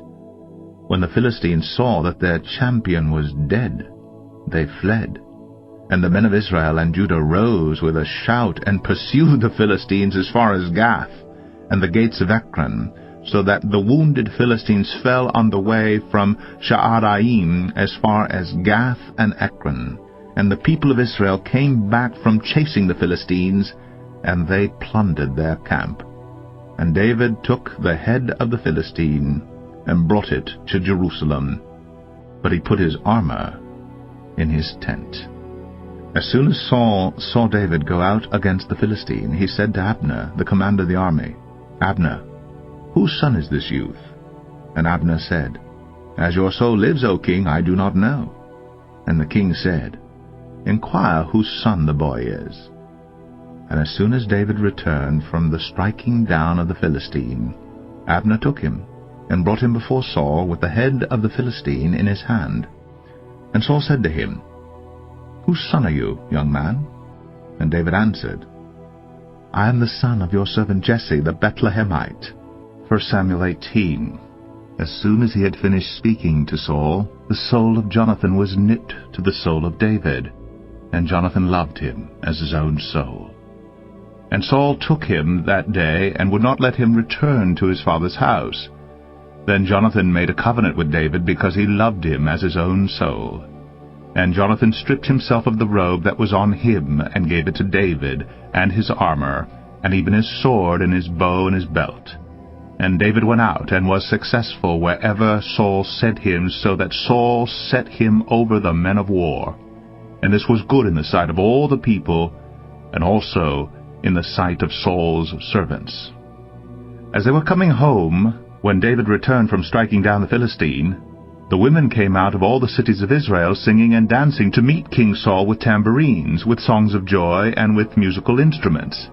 And the women sang to one another as they celebrated, "Saul has struck down his thousands, and David his 10,000s." And Saul was very angry. And this saying displeased him. He said, "They have ascribed to David 10,000s, and to me they have ascribed thousands, and what more can he have but the kingdom?" And Saul eyed David from that day on.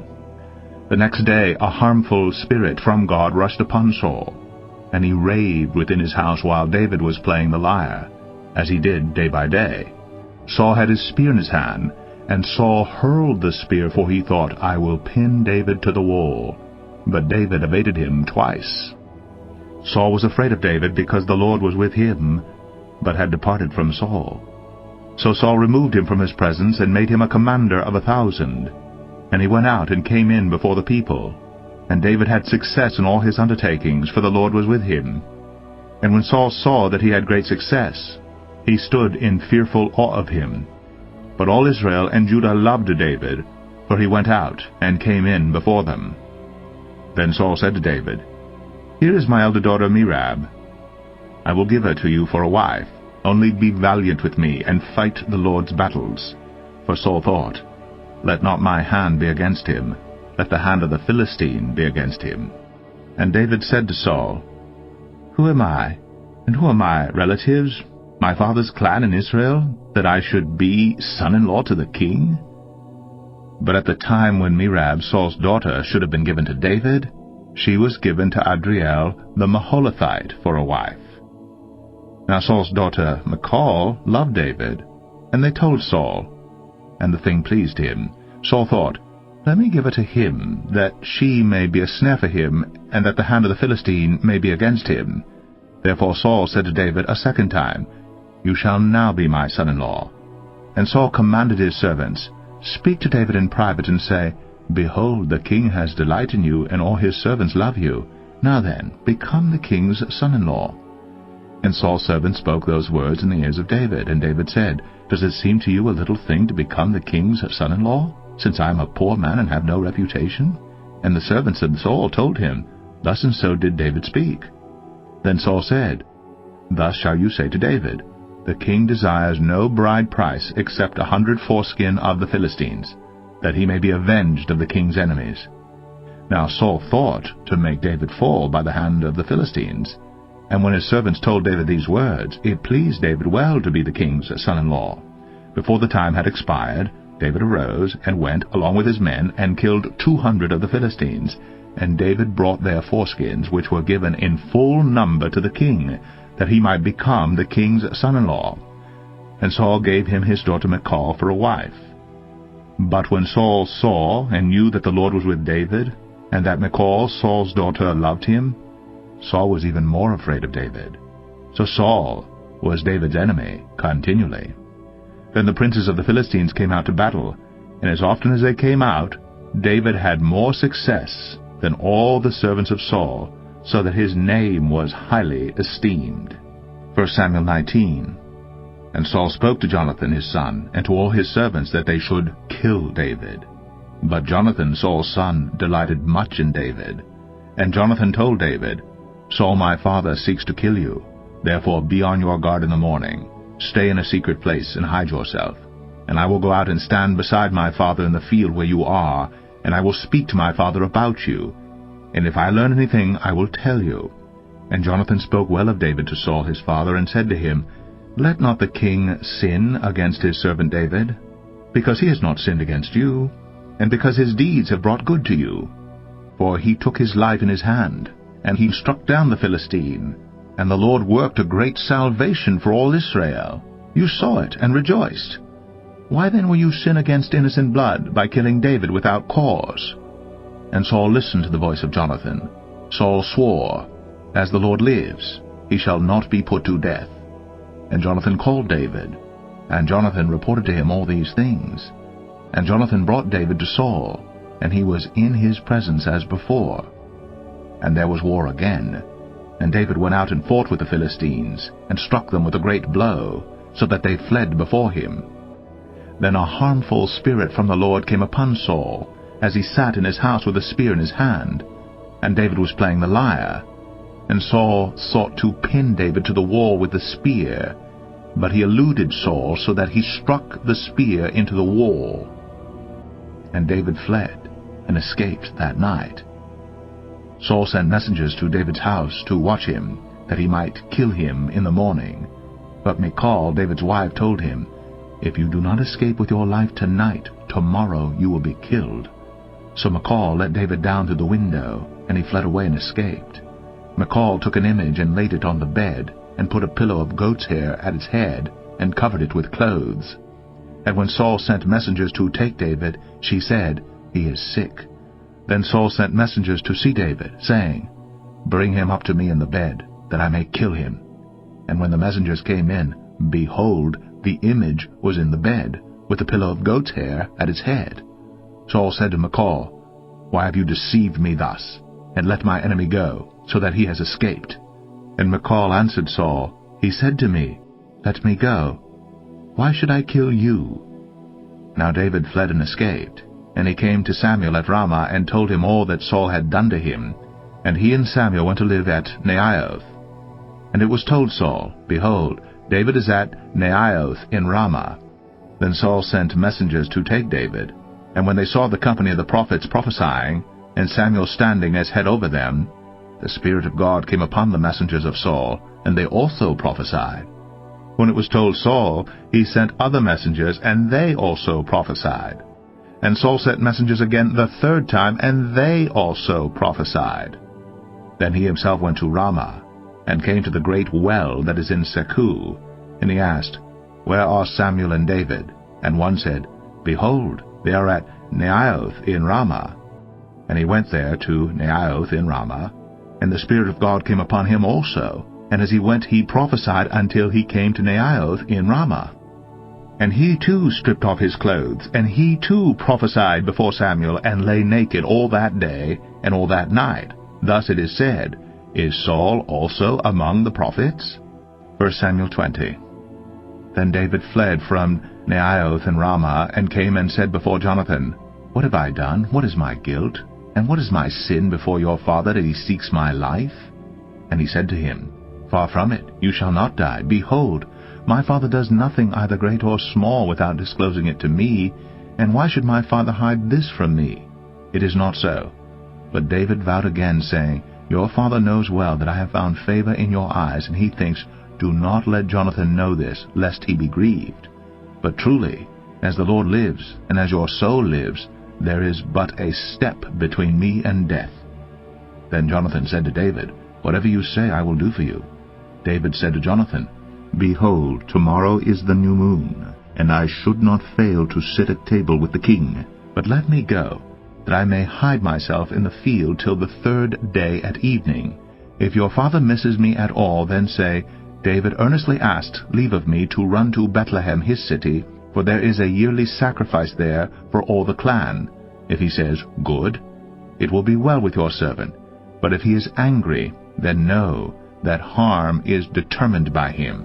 Therefore deal kindly with your servant, for you have brought your servant into a covenant of the Lord with you. But if there is guilt in me, kill me yourself. For why should you bring me to your father?" And Jonathan said, "Far be it from you. If I knew that it was determined by my father that harm should come to you, would I not tell you?" Then David said to Jonathan, "Who will tell me if your father answers you roughly?" And Jonathan said to David, "Come, let us go out into the field." So they both went out into the field. And Jonathan said to David, "The Lord, the God of Israel, be witness, when I have sounded out my father about this time tomorrow, or the third day, behold, if he is well disposed toward David, shall I not then send and disclose it to you? But should it please my father to do you harm, the Lord do so to Jonathan, and more also, if I do not disclose it to you, and send you away, that you may go in safety. May the Lord be with you, as he has been with my father. If I am still alive, show me the steadfast love of the Lord, that I may not die. And do not cut off your steadfast love from my house forever, when the Lord cuts off every one of the enemies of David from the face of the earth." And Jonathan made a covenant with the house of David, saying, May the Lord take vengeance on David's enemies. And Jonathan made David swear again by his love for him, for he loved him as he loved his own soul. Then Jonathan said to him, Tomorrow is the new moon, and you will be missed, because your seat will be empty. On the third day go down quickly to the place where you hid yourself when the matter was in hand, and remain beside the stone heap. And I will shoot 3 arrows to the side of it, as though I shot at a mark. And behold, I will send the young man, saying, Go, find the arrows. If I say to the young man, Look, the arrows are on this side of you, take them. Then you are to come, for as the Lord lives, it is safe for you, and there is no danger. But if I say to the youth, Look, the arrows are beyond you, then go, for the Lord has sent you away. And as for the matter of which you and I have spoken, behold, the Lord is between you and me forever. So David hid himself in the field. And when the new moon came, the king sat down to eat food. The king sat on his seat, as at other times, on the seat by the wall. Jonathan sat opposite, and Abner sat by Saul's side. But David's place was empty. Yet Saul did not say anything that day, for he thought, Something has happened to him. He is not clean. Surely he is not clean. But on the second day, the day after the new moon, David's place was empty. And Saul said to Jonathan his son, Why has not the son of Jesse come to the meal, either yesterday or today? Jonathan answered Saul, David earnestly asked leave of me to go to Bethlehem. He said, Let me go, for our clan holds a sacrifice in the city, and my brother has commanded me to be there. So now, if I have found favor in your eyes, let me get away and see my brothers. For this reason he has not come to the king's table. Then Saul's anger was kindled against Jonathan, and he said to him, You son of a perverse, rebellious woman, do I not know that you have chosen the son of Jesse to your own shame, and to the shame of your mother's nakedness? For as long as the son of Jesse lives on the earth, neither you nor your kingdom shall be established. Therefore send and bring him to me, for he shall surely die. Then Jonathan answered Saul his father, Why should he be put to death? What has he done? But Saul hurled his spear at him to strike him. So Jonathan knew that his father was determined to put David to death. And Jonathan rose from the table in fierce anger, and ate no food the second day of the month, for he was grieved for David, because his father had disgraced him. In the morning Jonathan went out into the field to the appointment with David, and with him a little boy. And he said to his boy, Run and find the arrows that I shoot. As the boy ran, he shot an arrow beyond him.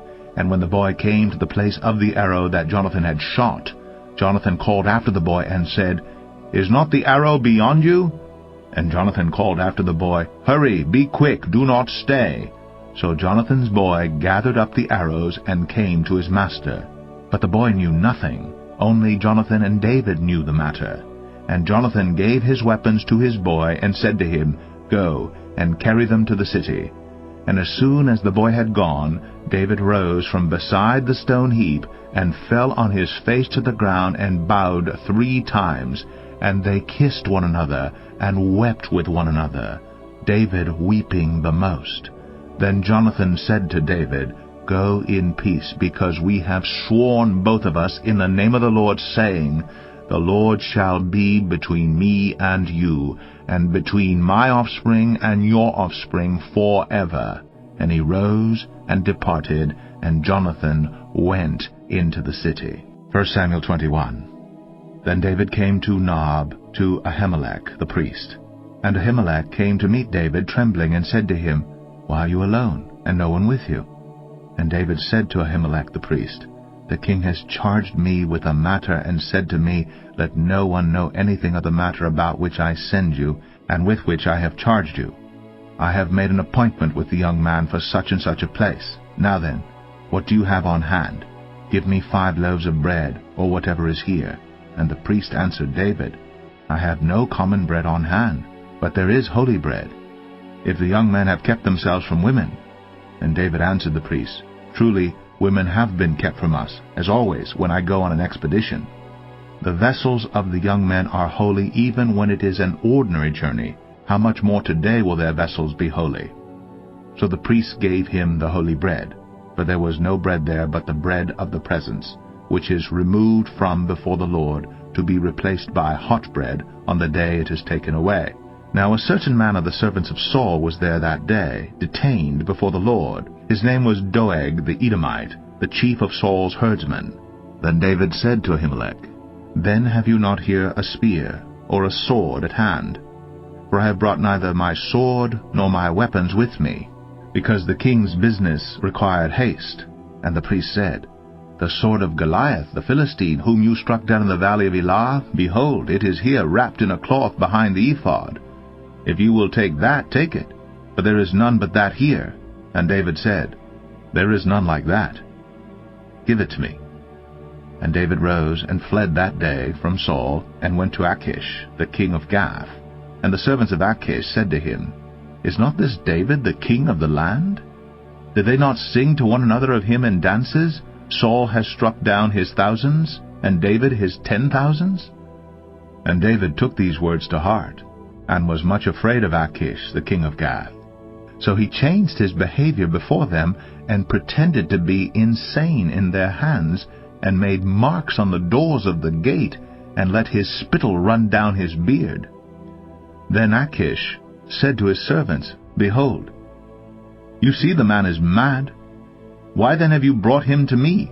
Do I lack madmen, that you have brought this fellow to behave as a madman in my presence? Shall this fellow come into my house? 1 Samuel 22. David departed from there, and escaped to the cave of Adullam. And when his brothers and all his father's house heard it, they went down there to him.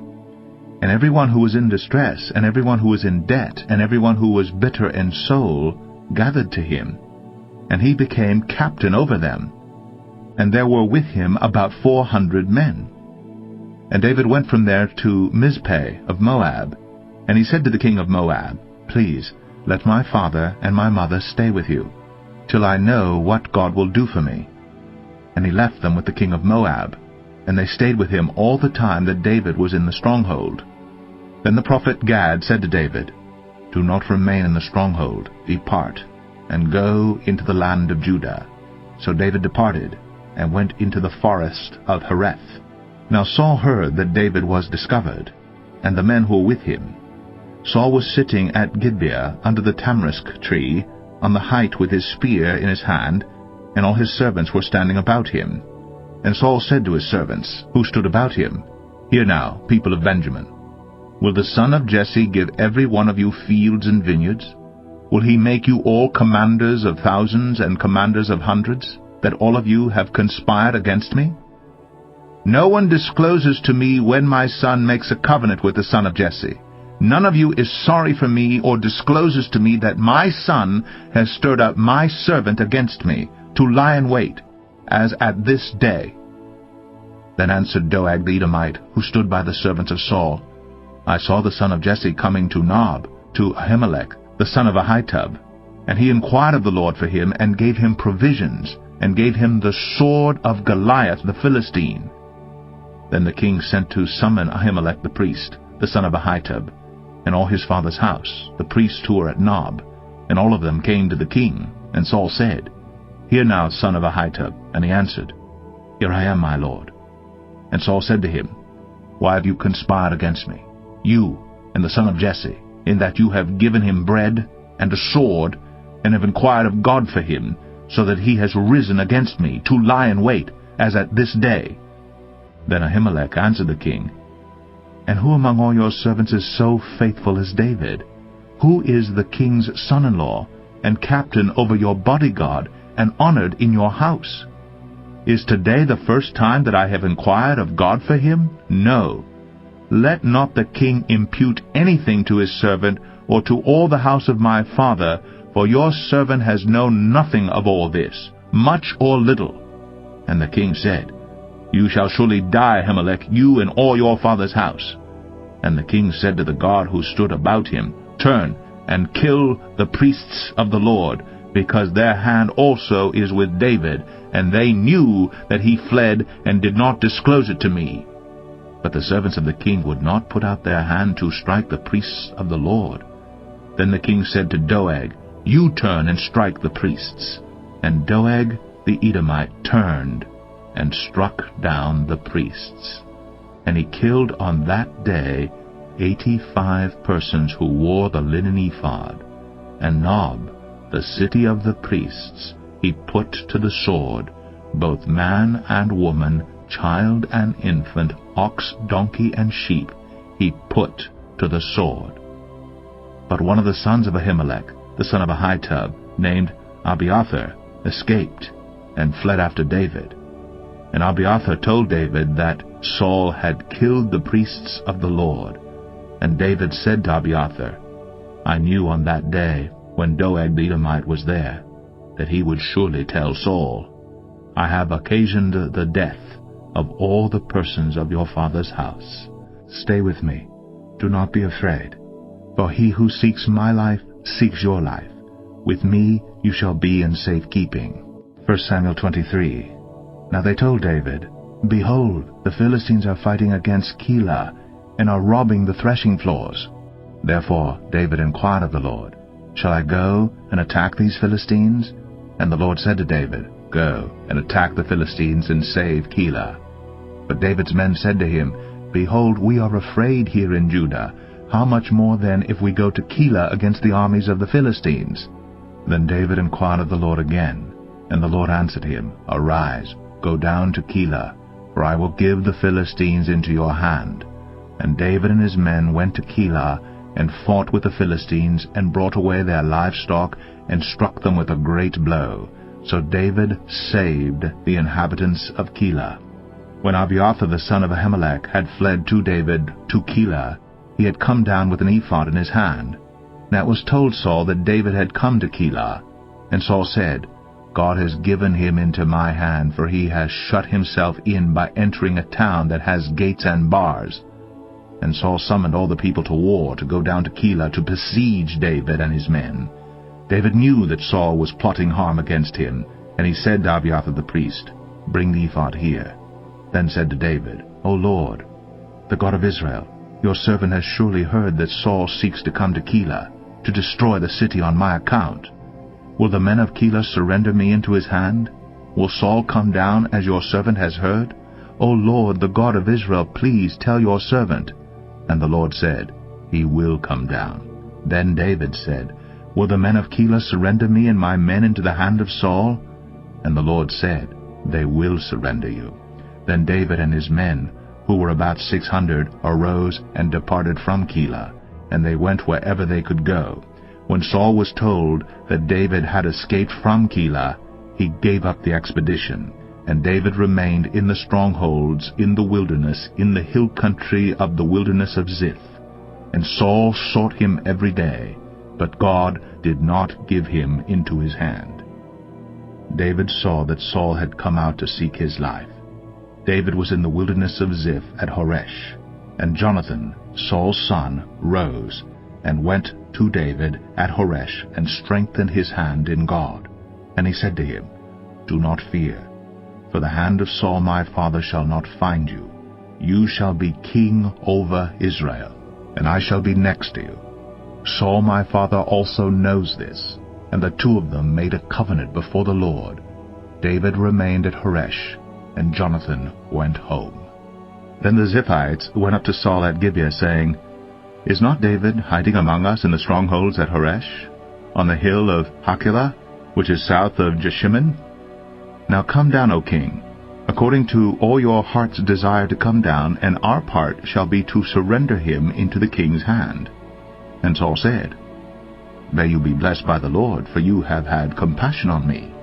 Go, make yet more sure. Know and see the place where his foot is, and who has seen him there. For it is told me that he is very cunning. See therefore, and take note of all the lurking places where he hides, and come back to me with sure information. Then I will go with you. And if he is in the land, I will search him out among all the thousands of Judah. And they arose and went to Ziph ahead of Saul. Now David and his men were in the wilderness of Maon, in the Arabah to the south of Jeshimon. And Saul and his men went to seek him, and David was told.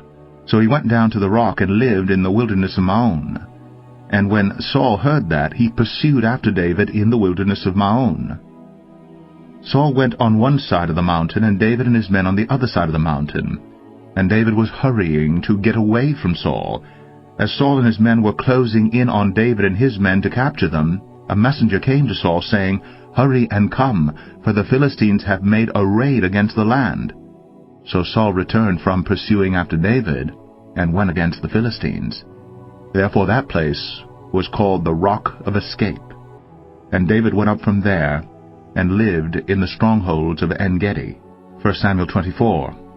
When Saul returned from following the Philistines, he was told, "Behold, David is in the wilderness of En-gedi."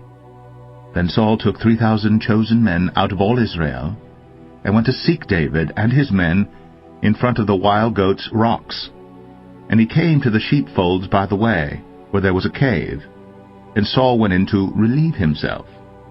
Now David and his men were sitting in the innermost parts of the cave.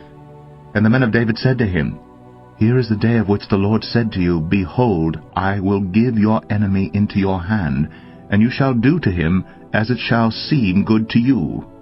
Then David rose, and stealthily cut off a corner of Saul's robe. And afterward David's heart struck him, because he had cut off a corner of Saul's robe. He said to his men, "The Lord forbid that I should do this thing to my Lord, the Lord's anointed, to put out my hand against him, seeing he is the Lord's anointed." So David persuaded his men with these words, and did not permit them to attack Saul.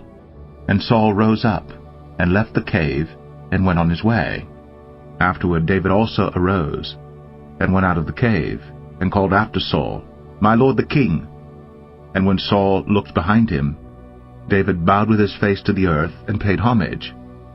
And David said to Saul, "Why do you listen to the words of men who say, Behold, David seeks your harm? Behold, this day your eyes have seen how the Lord gave you today into my hand in the cave.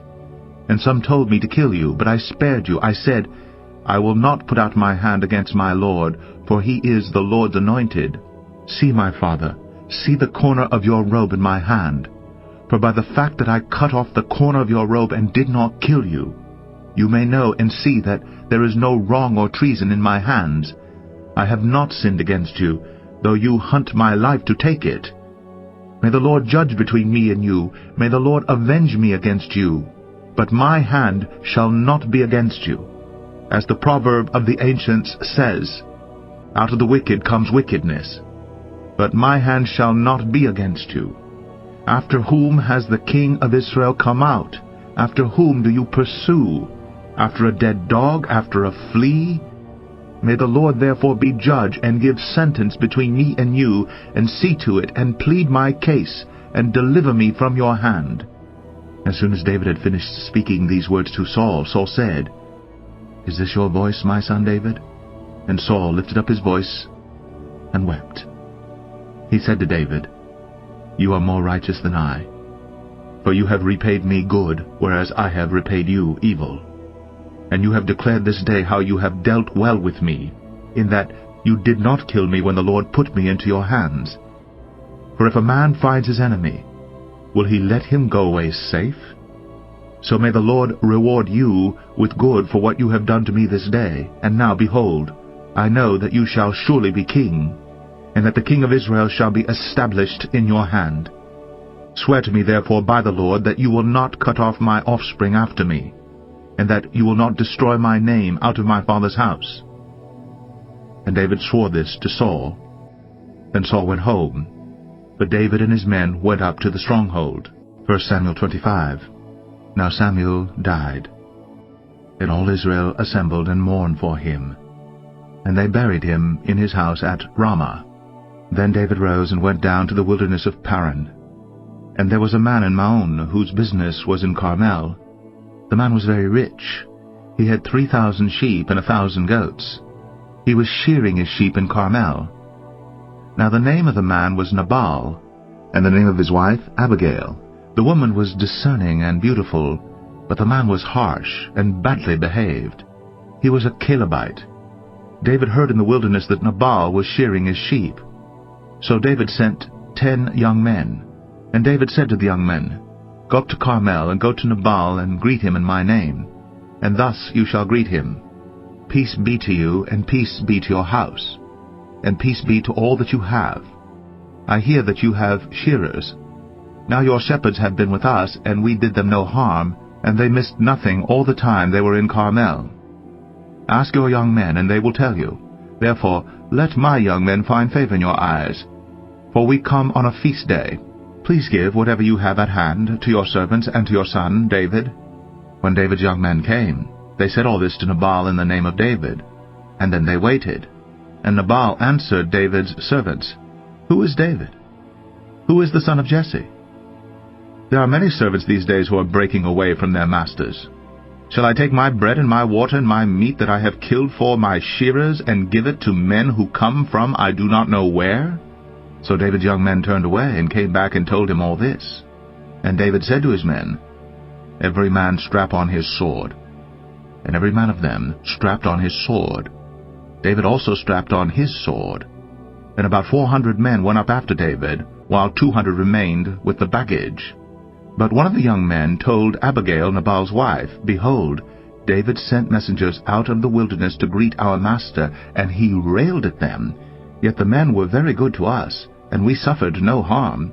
And we did not miss anything when we were in the fields, as long as we went with them. They were a wall to us, both by night and by day. All the while we were with them, keeping the sheep. Now therefore know this, and consider what you should do. For harm is determined against our master, and against all his house. And he is such a worthless man, that one cannot speak to him.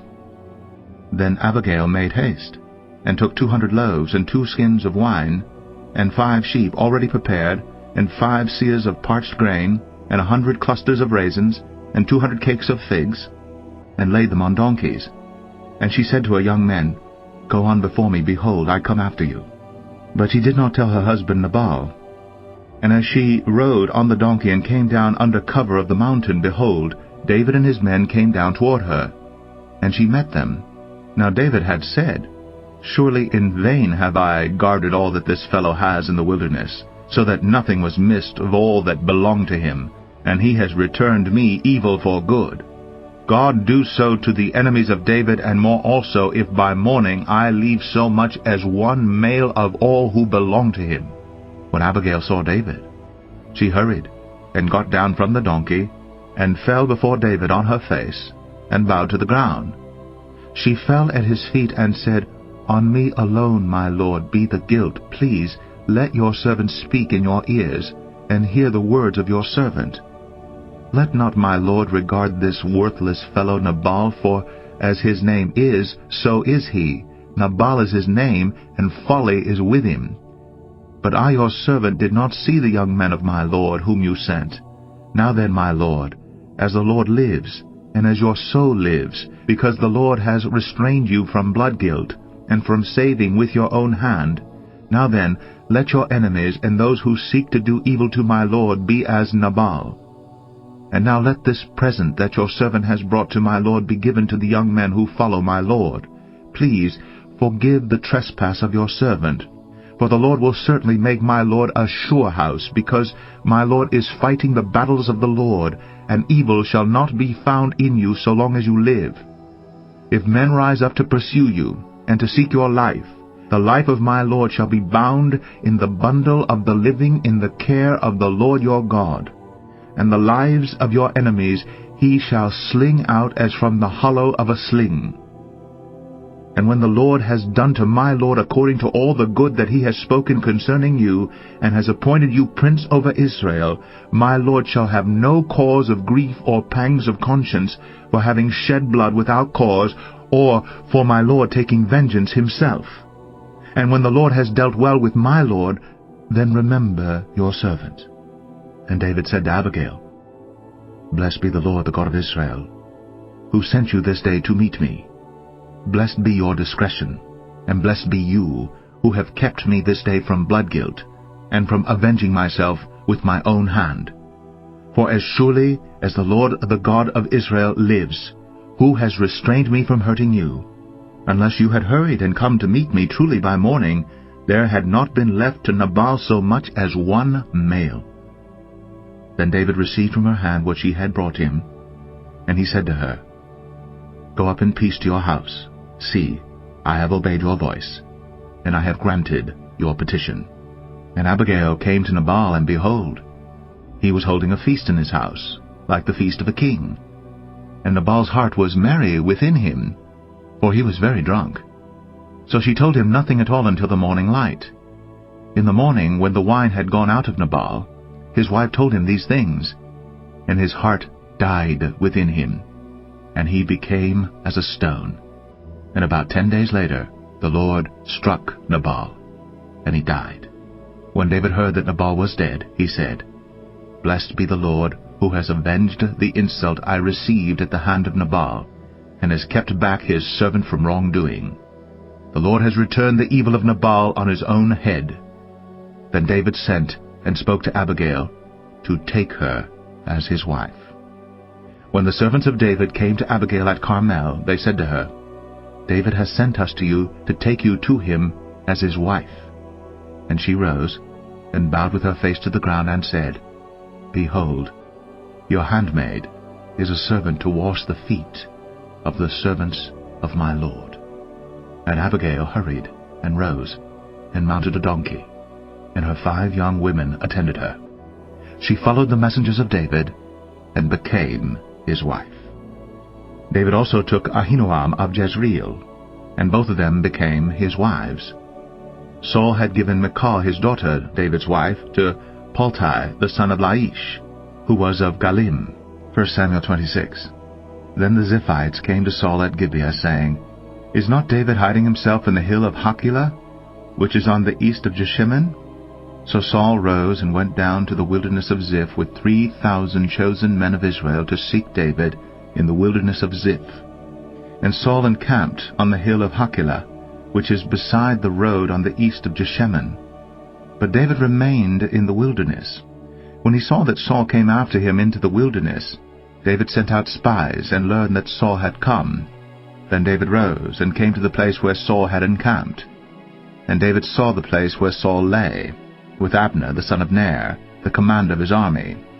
Saul was lying within the encampment, while the army was encamped around him. Then David said to Ahimelech the Hittite, and to Joab's brother Abishai the son of Zeruiah, "Who will go down with me into the camp to Saul?" And Abishai said, "I will go down with you." So David and Abishai went to the army by night, and there lay Saul sleeping within the encampment, with his spear stuck in the ground at his head, and Abner and the army lay around him. Then said Abishai to David, "God has given your enemy into your hand this day. Now please let me pin him to the earth with one stroke of the spear, and I will not strike him twice." But David said to Abishai, "Do not destroy him, for who can put out his hand against the Lord's anointed and be guiltless?" And David said, "As the Lord lives, the Lord will strike him, or his day will come to die, or he will go down into battle and perish. The Lord forbid that I should put out my hand against the Lord's anointed. But take now the spear that is at his head, and the jar of water, and let us go." So David took the spear and the jar of water from Saul's head, and they went away. No man saw it or knew it, nor did any awake, for they were all asleep, because a deep sleep from the Lord had fallen upon them. Then David went over to the other side, and stood far off on the top of the hill, with a great space between them. And David called to the army, and to Abner the son of Ner, saying, "Will you not answer, Abner?" Then Abner answered, "Who are you who calls to the king?" And David said to Abner, "Are you not a man? Who is like you in Israel? Why then have you not kept watch over your lord the king? For one of the people came in to destroy the king your lord. This thing that you have done is not good. As the Lord lives, you deserve to die, because you have not kept watch over your lord the Lord's anointed. Now see where the king's spear is, and the jar of water that was at his head." Saul recognized David's voice, and said, "Is this your voice, my son David?" And David said, "It is my voice, my lord, O king." And he said, "Why does my lord pursue after his servant? For what have I done? What evil is on my hands? Now therefore let my lord the king hear the words of his servant. If it is the Lord who has stirred you up against me, may he accept an offering. But if it is men, may they be cursed before the Lord. For they have driven me out this day, that I should have no share in the heritage of the Lord, saying, Go, serve other gods. Now therefore, let not my blood fall to the earth away from the presence of the Lord. For the king of Israel has come out to seek a single flea, like one who hunts a partridge in the mountains. Then Saul said, I have sinned. Return, my son David. For I will no more do you harm, because my life was precious in your eyes this day. Behold, I have acted foolishly, and have made a great mistake. And David answered and said, Here is the spear, O king. Let one of the young men come over and take it. The Lord rewards every man for his righteousness and his faithfulness. For the Lord gave you into my hand today. And I would not put out my hand against the Lord's anointed. Behold, as your life was precious this day in my sight, so may my life be precious in the sight of the Lord, and may he deliver me out of all tribulation. Then Saul said to David, Blessed be you, my son David. You will do many things and will succeed in them. So David went his way, and Saul returned to his place. 1 Samuel 27. Then David said in his heart, Now I shall perish one day by the hand of Saul. There is nothing better for me than that I should escape to the land of the Philistines.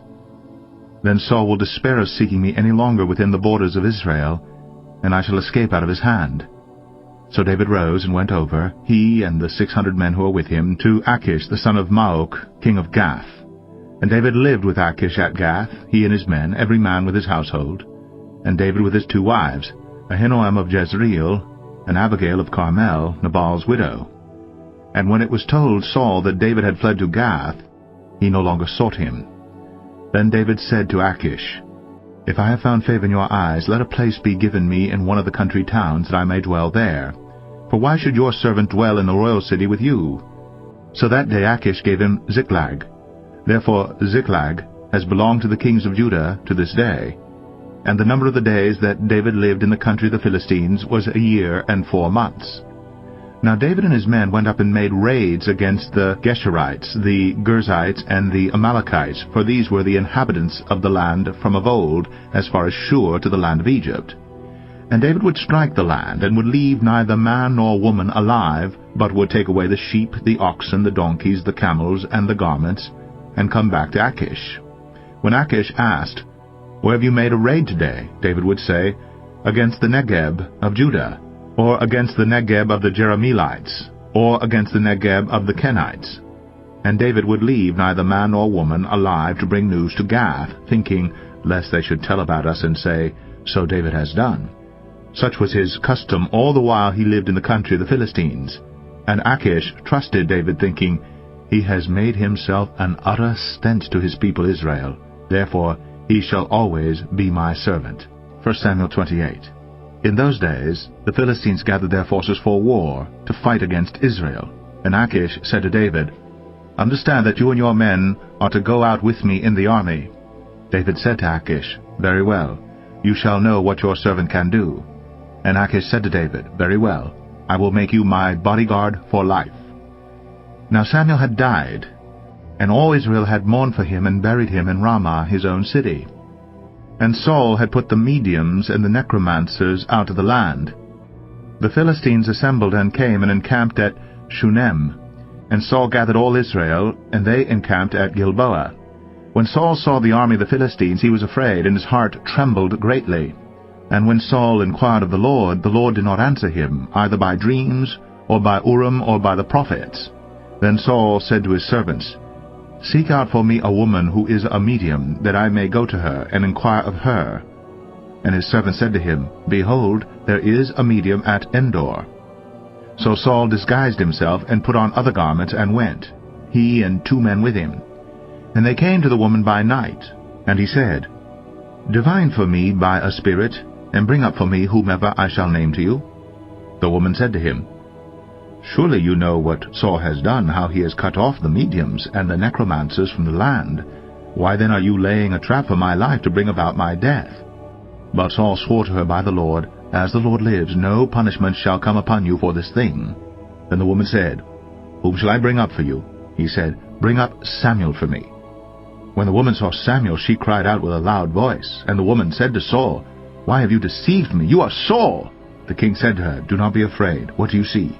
And the woman said to Saul, "I see a god coming up out of the earth." He said to her, "What is his appearance?" And she said, "An old man is coming up, and he is wrapped in a robe." And Saul knew that it was Samuel, and he bowed with his face to the ground and paid homage. Then Samuel said to Saul, "Why have you disturbed me by bringing me up?" Saul answered, "I am in great distress, for the Philistines are warring against me, and God has turned away from me and answers me no more, either by prophets or by dreams. Therefore I have summoned you to tell me what I shall do."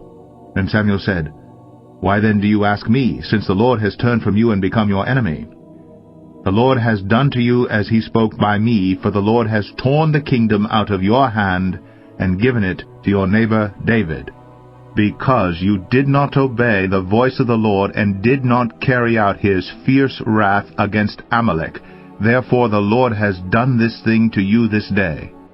Moreover, the Lord will give Israel also with you into the hand of the Philistines, and tomorrow you and your sons shall be with me.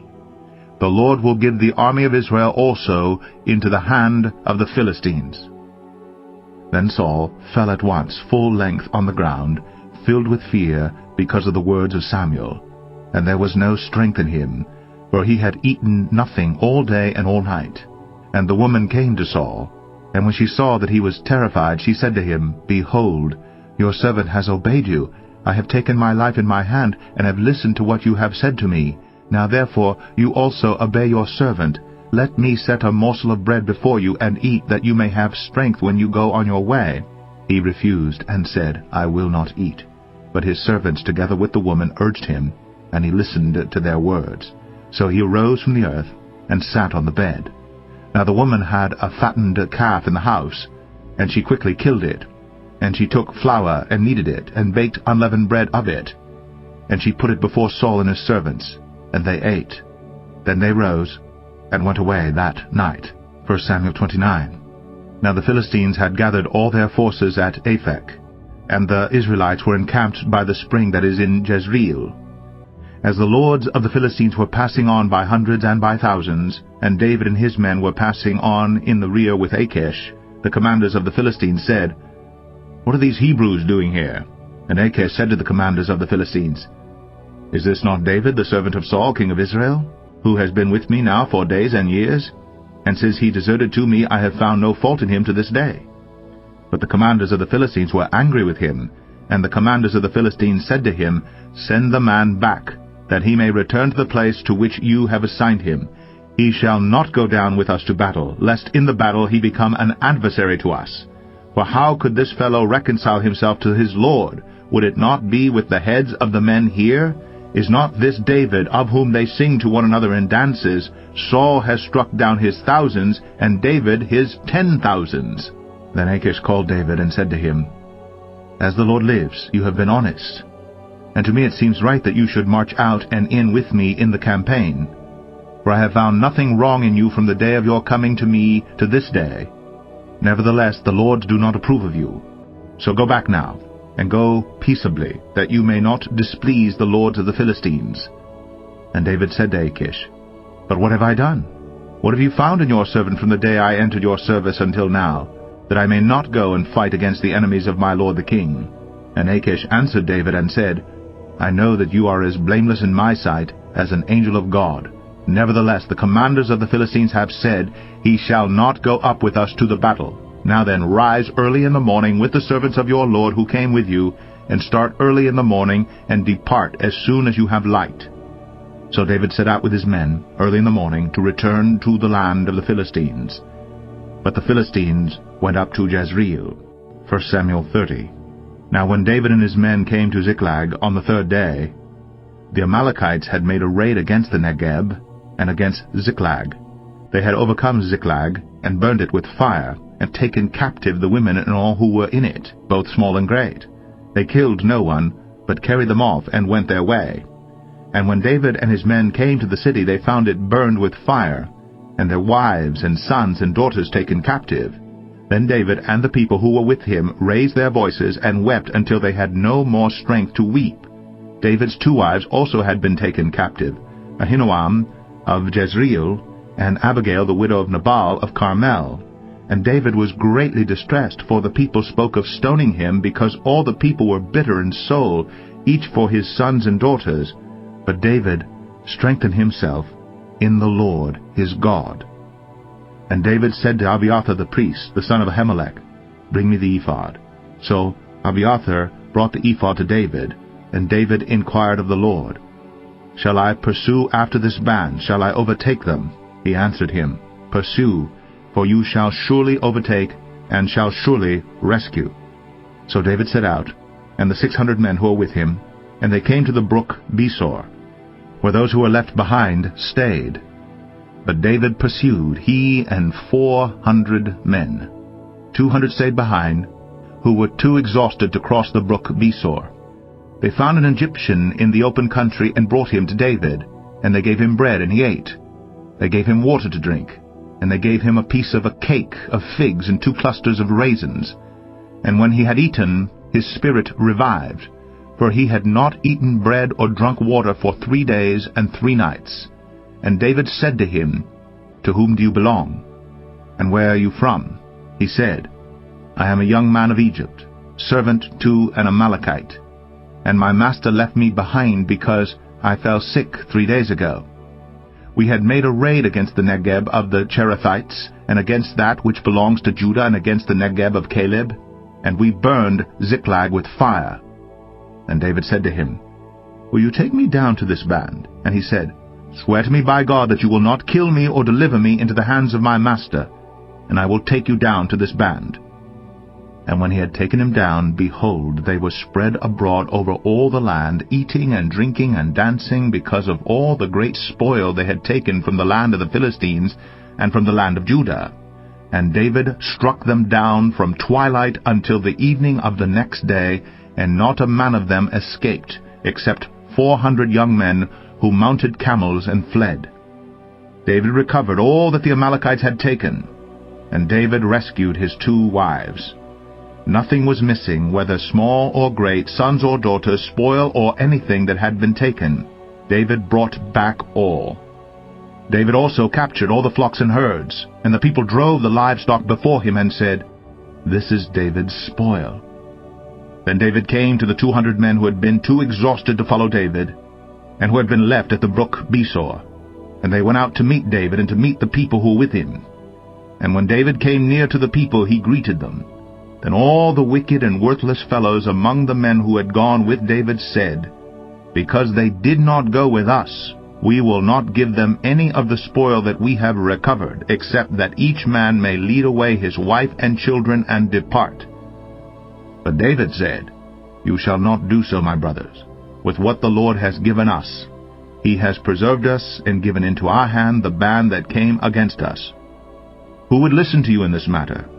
For as his share is who goes down into the battle, so shall his share be who stays by the baggage. They shall share alike."